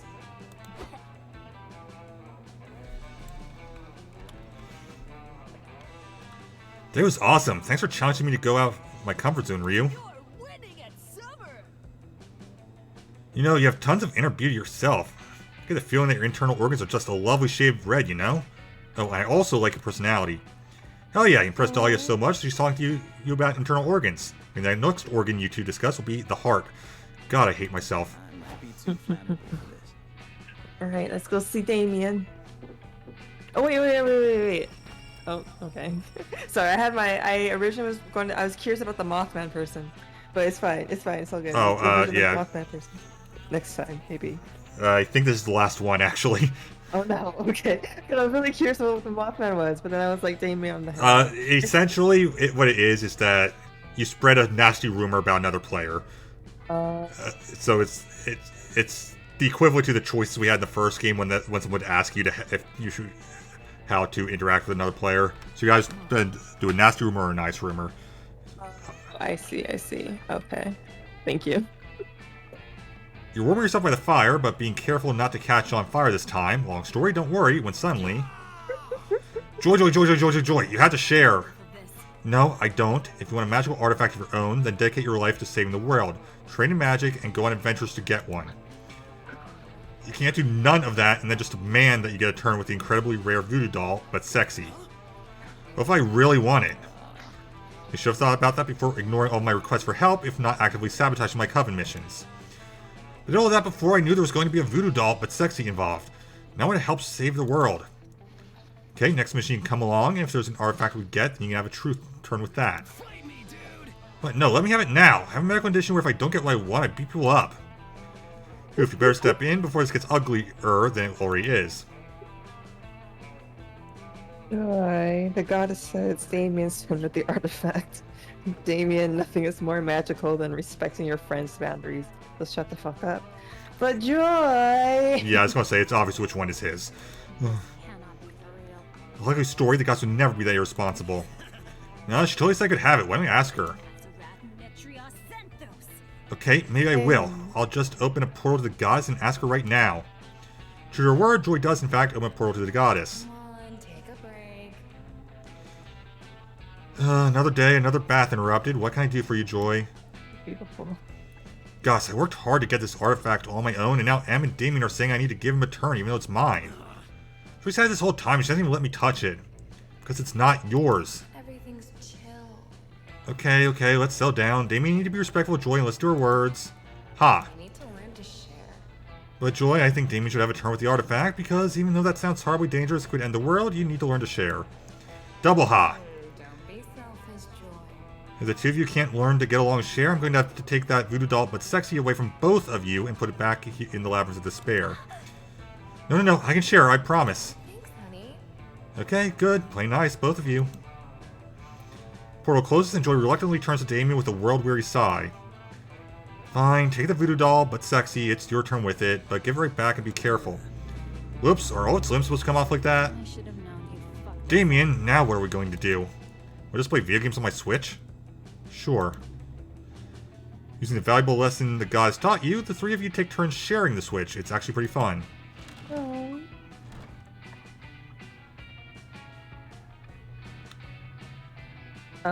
I'll take a gamble. Yeah, it's more fun that way. The weekend you visit your good pal Juan, he's a thing or two about getting wasted. Bueno. Look who's here. He's experimenting with these drinks here. He's about to throw them away, but I have a feeling you're reckless enough to give them a try, right? about this one? Okay, so my options are bone hurting juice. What do you say? Would take the drink of the day? We prefer the mystery box. It's literally called bone hurting juice. I'm not taking it. The box. A tequila moonrise. Nice. The mystery box, so bold of you. Hope you're happy with it. No refunds. Okay, so your first option is the full moon. Quite appealing, right? Don't know if I drink that, but the real question is, will you? Also, this mystery box, because at this point, who knows what you drink? Let's do the mystery box. Oh, I'm curious about the full moon. A spell shake. No. Oh no. Mystery box, so bold of you. Hope you're happy with it. No refunds. I'm not happy with it. Oh god. Tequila Moonrise.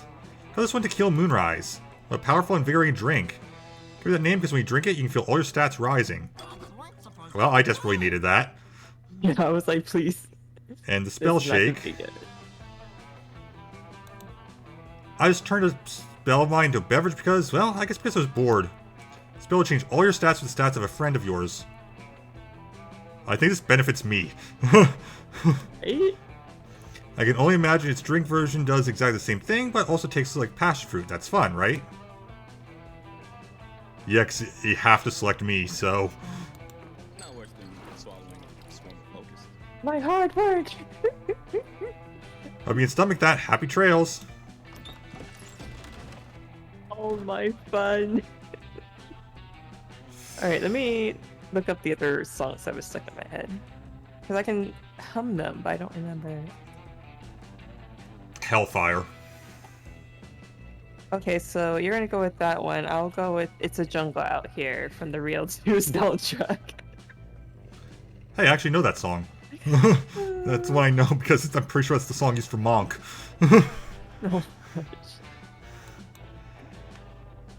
Player order is decided based on how much the long song lyrics can be interpreted as survival tips.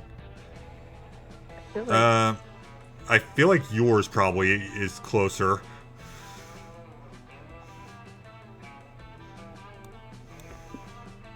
I'm like thinking of the lyrics. I have like the lyrics like almost memorized in my head. It's like, I might be mixing up with the other song they sing about love. All right, let's boost our fun again to the lake. Oh my fun. Decide to relax in the lake for a bit. Camp Spooky gets pretty crazy, so it's nice to just float on the water and chill. End up falling asleep and wake up to realize you've floated halfway across the lake straight into a crab rave. Crabs are just as confused as you are, but they invite you to rave with them, and their party is surprisingly popping. You gain 1 invite to the next rave and 2 fun. Enjoy a game of volleyball with your 3 most violent friends, Dahlia, Damien, and Ravi. Maybe one of them will accidentally injure you with the volleyball, and you'll get to act out a real-life Hurt Comfort fanfic. Yeah. Classic game never gets that far. During Dahlia's first serve, she hits the ball with a tad too much ferocity, and it goes sailing off into the trees at the lake's edge. Dahlia, what the fuck? Ah, I win. The ball has been defeated. That's not how it works. If you really want to defeat the ball, you've got to stab it. I show you. But you just hit it all the way out into the freaking woods. Wait, I didn't know there was stabbing in volleyball. Let's go find that ball. So you thought maybe playing volleyball with these people wouldn't have been the best idea. You followed them into the trees anyway because, well, you horny. Okay. Guys, over here. I found a dead body. Also the volleyball. The 3 of you follow Dahlia's voice and find her standing over the body of a pirate.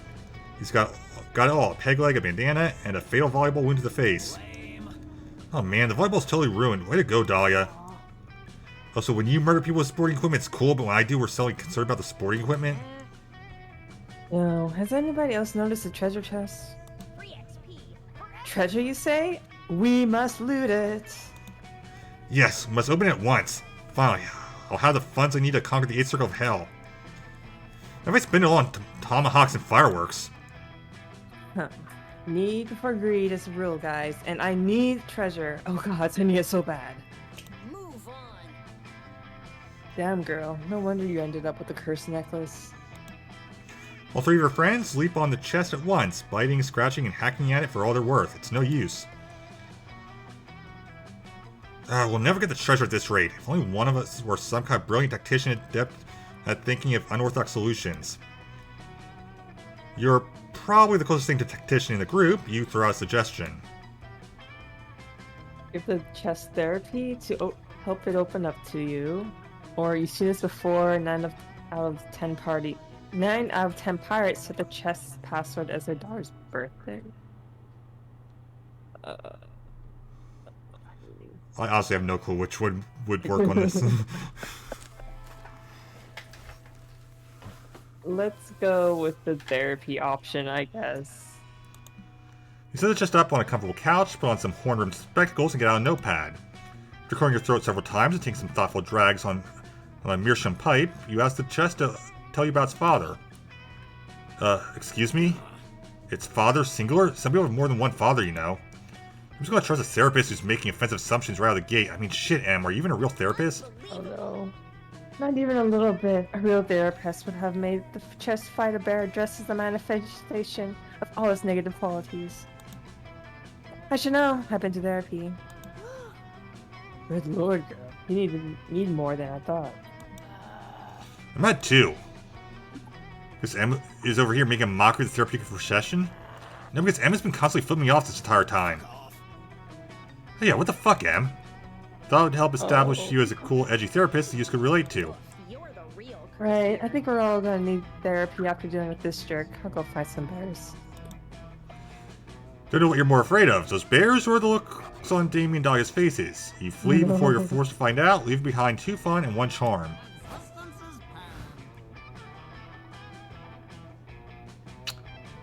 Now let's go to the woods.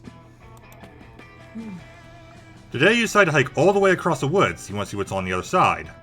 It's a long treacherous hike that ends up only taking an hour. I guess these woods aren't that big after all. How do you and your friends get lost in them so often? Anyway, it turns out there's a library on the other side of the woods. You go in and read some books or something and gain 2 smarts. Meet up with Dahlia to help her work on her Befriend a Forest Plant badge. Milo takes along because the woods are looking particularly photogenic today. Here we are. A plant truly worthy of my friendship. It's bright, it's bold, it knows how to defend itself, it is, in all ways, my kind of plant. Dahlia has apparently decided to make friends with a patch of poison oak.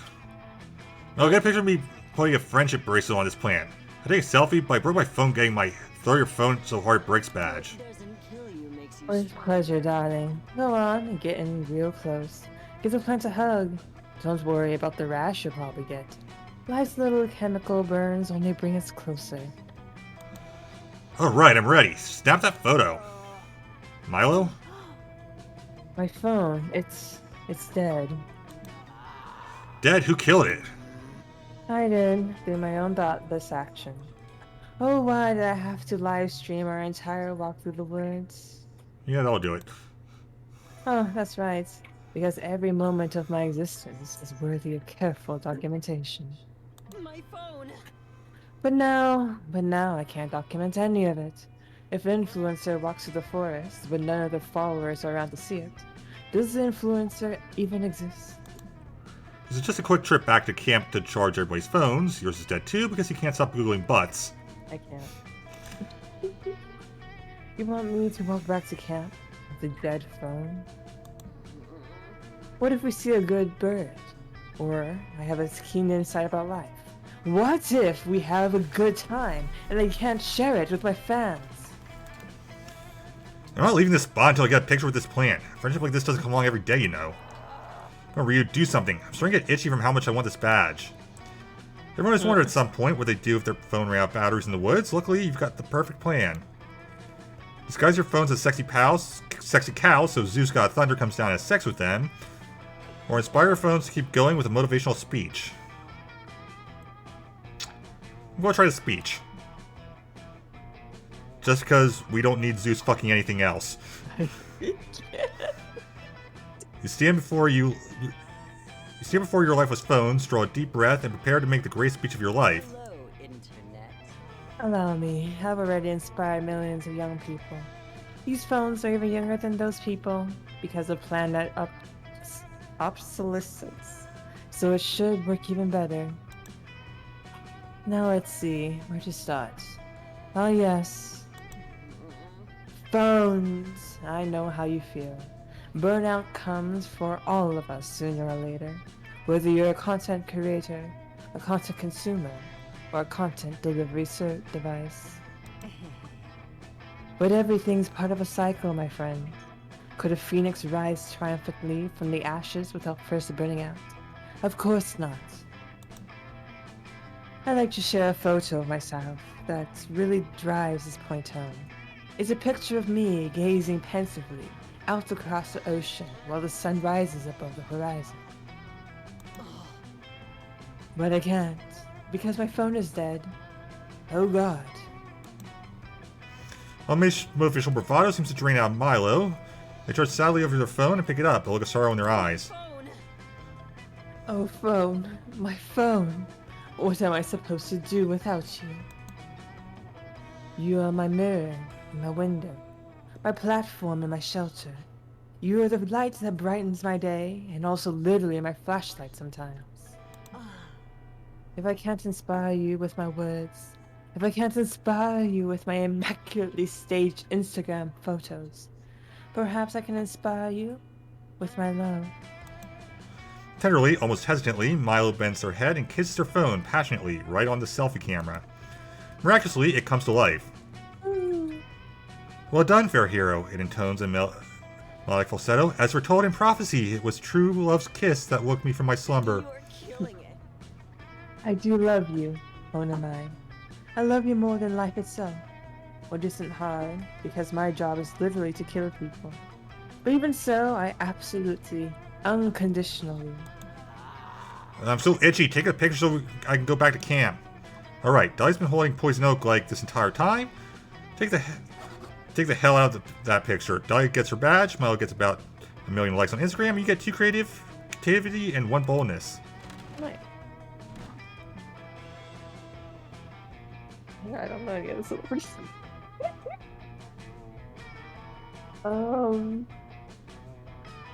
Robert Downey Jr.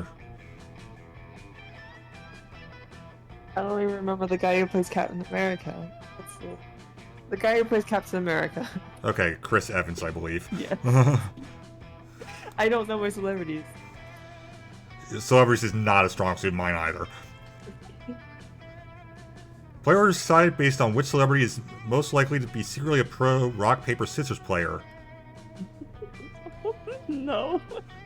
I don't follow celebrity gossip. I don't know who. Wait, no, I think it would be Robert Downey Jr. 'Cause I feel like when I used to follow him on Twitter, that he's did like charity things and just, I don't know.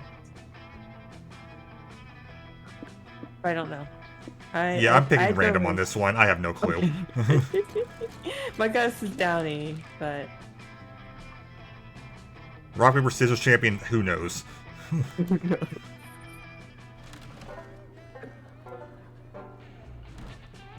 Gotta practice some tricks. alright, we'll do our last fun hurrah at the lake. Try to boost up. Spend the day playing in the lake. Everything's fun until you're mesmerized by a strange song. It's the Sirens. Try to lure you with their beautiful chants, but you know better and challenge them to a riff-off. Kick your ass, but you'll definitely have a lot of fun. More specifically, too fun. Enjoy a generic off-screen activity when suddenly, you're literally exactly the monster I was hoping to see. They finally figured out how to lure out that wildfire. After all, 3rd time's the charm. Plus, I don't think I've ever seen anyone's schemes or problems or situations last more than 3 interactions. Think back on your interactions at Camp Spooky and Spooky High and agree that, yes, conversations on topic tend to happen either completely randomly or at most 3 times. Try to prove I'm metal, but we already know I'm metal. We try to prove I'm reckless and dangerous. We all know I am. Problem is that those are qualities on the inside. They aren't objectively measurable. I need to do something that's categorically at its core all of those things.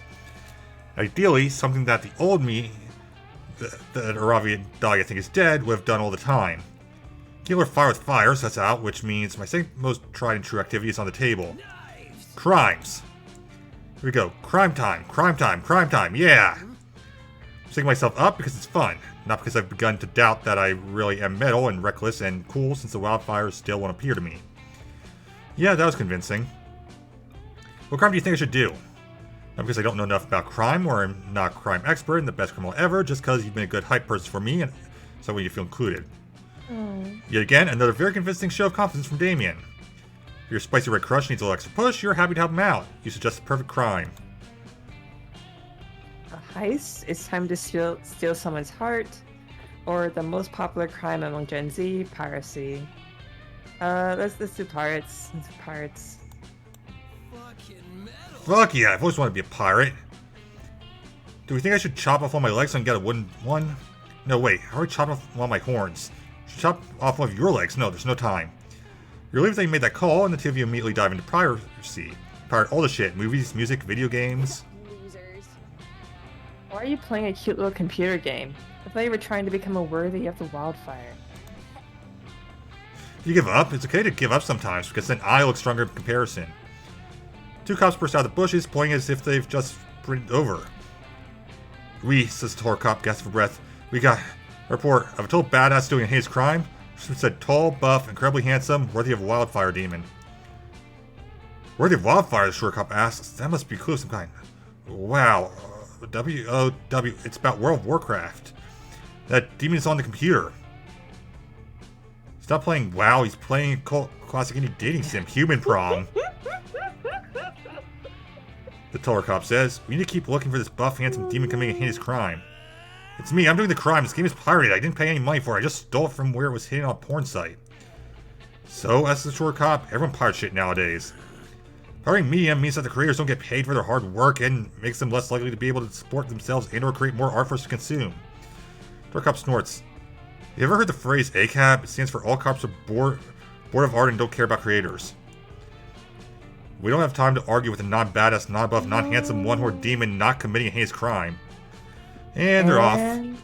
Oh. You want to read it? No, you go ahead. It's your... You're never finding that wildfire, Damien. That was so sad for you. For the creators of the world. Such a bummer. Anyway, we're gonna go be awesome people who the wildfires already appeared to buy. What do they know anyway? Let's just buy a movie using actual money, support everyone involved, and have a nice time watching it together. Yeah, loud, I guess I really have chilled out a little. Maybe the wildfire will never appear to me after all. I'm doing whatever the fuck I want. Isn't that what true badass does anyway? You know, but you do know you're glad that what Damien wants to do is watch a movie with you. You immediately gain 2 charm and 1 fun. I was like, oh no. Yeah, I was not sure if that was a fail or not. It's like, oh no.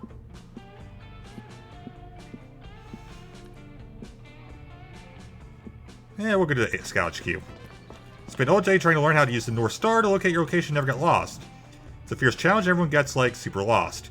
Say fuck it and try to text the North Star to ask for directions. Maybe no one ever asked? Of course, it achieves nothing. It's a star, and you should stop trying to resort to sheer absurdity to solve your problems. Get no badge. No one does. It was all a trick test. It wasn't even nighttime. The coach awards you with 2 creativity for your lateral thinking.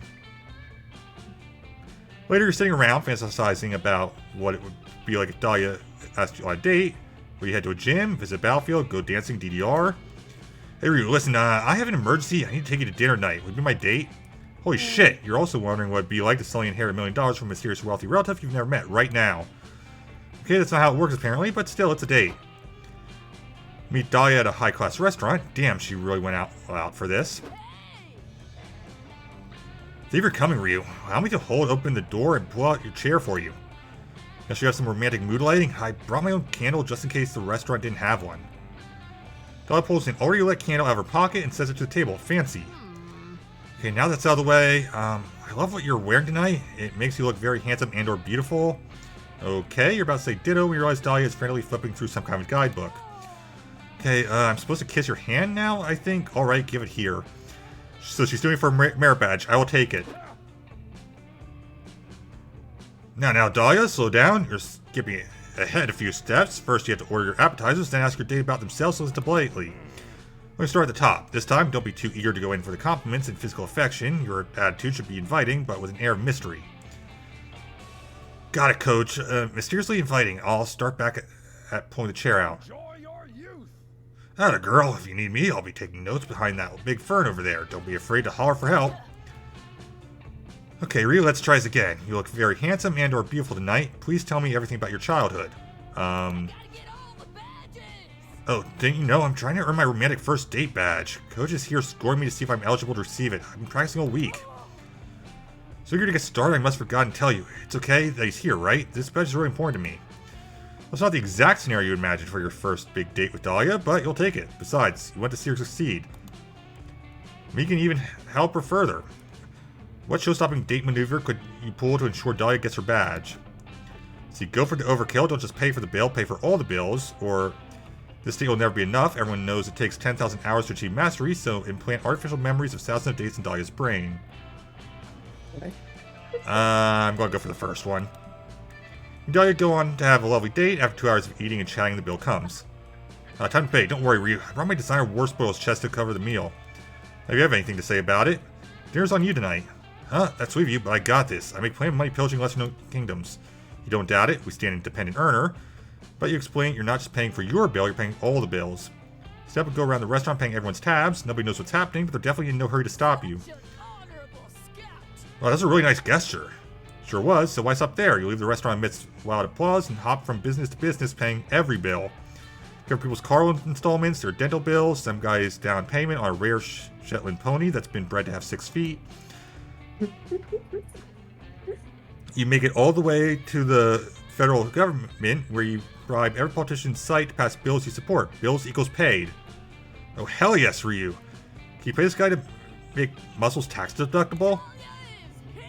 Ooh, let's pass a bill of officially change your national anthem to side by Ariana Grande. I love politics.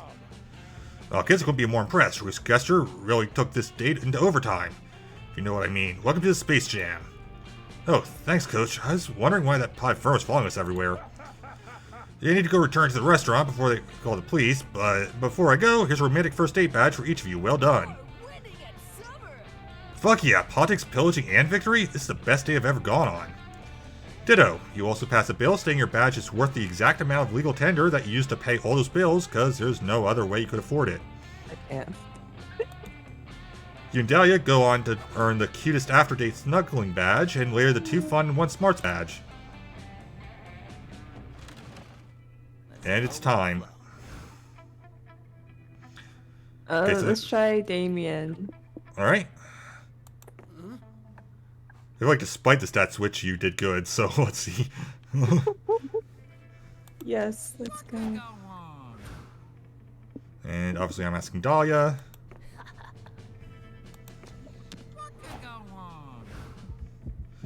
Finally gather courage and ask your beloved to watch the meteor shower with you. A summer fling between you and me? Oh yes, a summer fling is the essential part of having the best summer ever. Look, I even had it on my list, almost forgot. Good catch, Ryu. Glad I have you around. Let's check summer fling off my list together. Oh god. The last day of Why camp the was mean awesome. face? I don't know. Dahlia designed a sexy weightlifting regimen to do together. Focuses a lot on strengthening the glutes and pelvis. Go with the flow. You go to check on Damien since he has been a bit blue after being owned repeatedly by Dahlia and Aravi.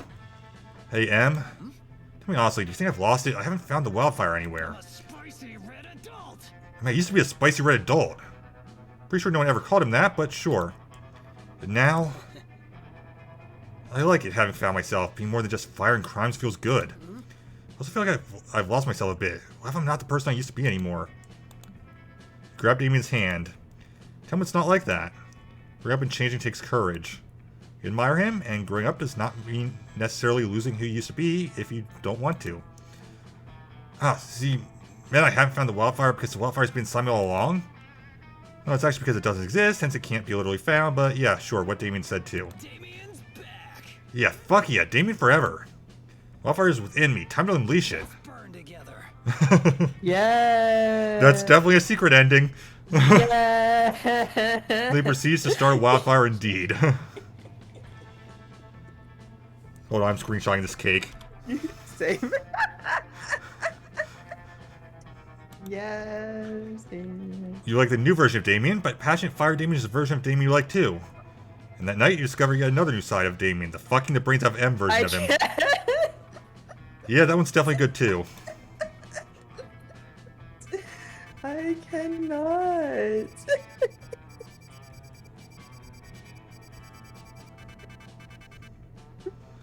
Alright. Ooh, I might have almost enough for the fridge now. Ooh. That was funny and fun. We had 2. Oh, it's definitely worth doing this because they do the Polaroids again, I believe. Before we knew it, those weeks were gone. For like a hot minute, it felt like an entire lifetime. That night, as we saw summer coming to an end, we all wondered what would come next for us. It felt like the end of something big. Little did we know, life still had many wonders and misadventures in store for us. Now I'm older and I can see it, how those years became the foundation of the mythology of our lives. Broken hearts turned tragedies sung for centuries, while nights became epics treasured forever. Every kiss and every laugh is now a consolation we'll always find while gazing into the starry night, no matter how many years go by.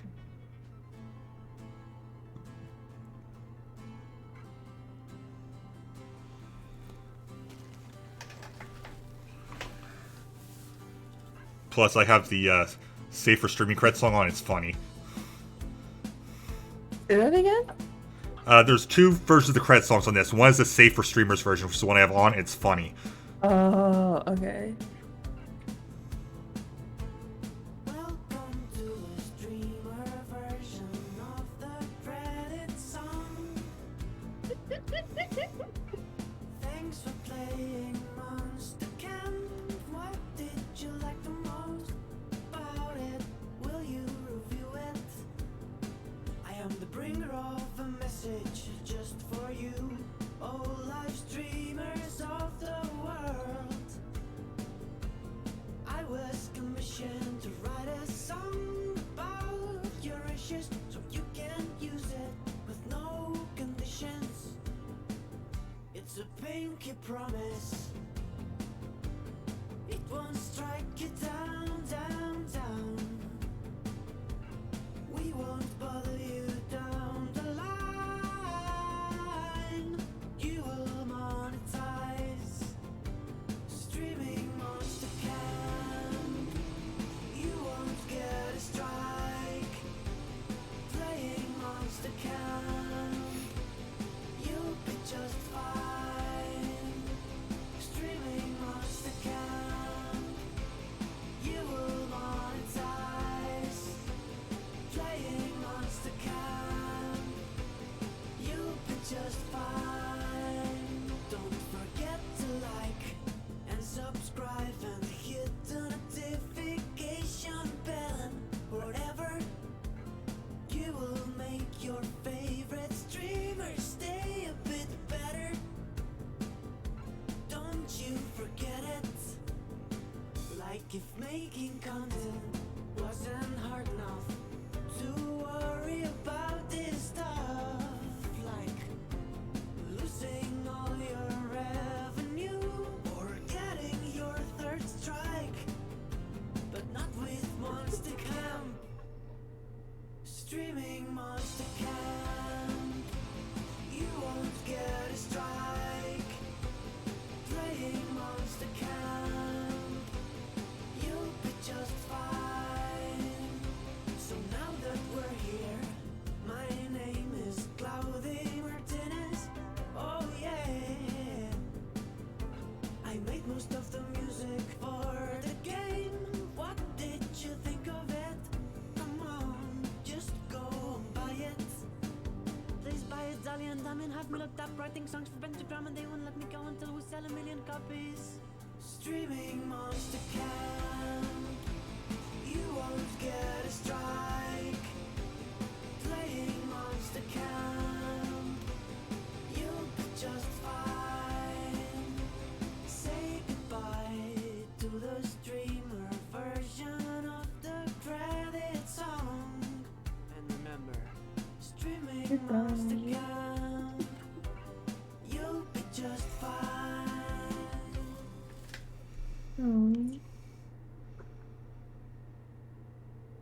That was fun. That was Yeah. cute. And yeah, I was right. We're only going to have time for one because that took 3 hours apparently. Well, they made two see the forest for the see the trees, but I see the tree for the forest of the trees. I forgot what I actually said. Jokes in there, which is fun. All right, and I want to see the gallery because we got new stuff in there. So, new ending.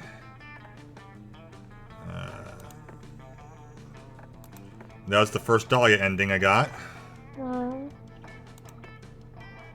And we got the secret ending. New backgrounds. Oh, right, Scott. New drinks. Toilet one was new. The Tequila Moonrise was new. And the Spell Shake was new. New item was Business Anal Paste was one of them. Dragon Heat. Really? I never picked Dragon Heat before? That surprises me. Thank you. And North Facing Moss was one of them. And the Competitive Terror was one of them. And the Ukulele was one of them. And then special stuff, which is basically achievements. So Divine Bath.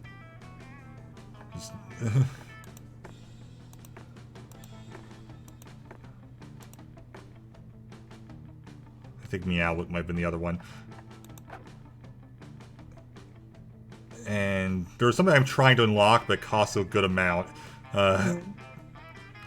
So not this past April Fool's, but the one before, they added a playable character that is a fridge. I'm trying to unlock it.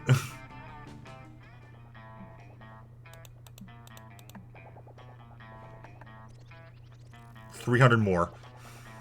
You had more what? Oh, memories. Yeah. And then I can play as a fridge. That's literally it. It's just you play as a fridge. I hope you get it sooner than later. And I definitely play this often enough that I should be able to. Alright, thanks for joining me, Mael. You're welcome. Thank you for inviting me, and I'd be down to do it again. Yeah, we'll just have to find schedules at work, because I know you're going to be busy. Ugh, all the conventions. Alright, sleep well. I'm definitely gonna go sleep. Yeah, night. Good night.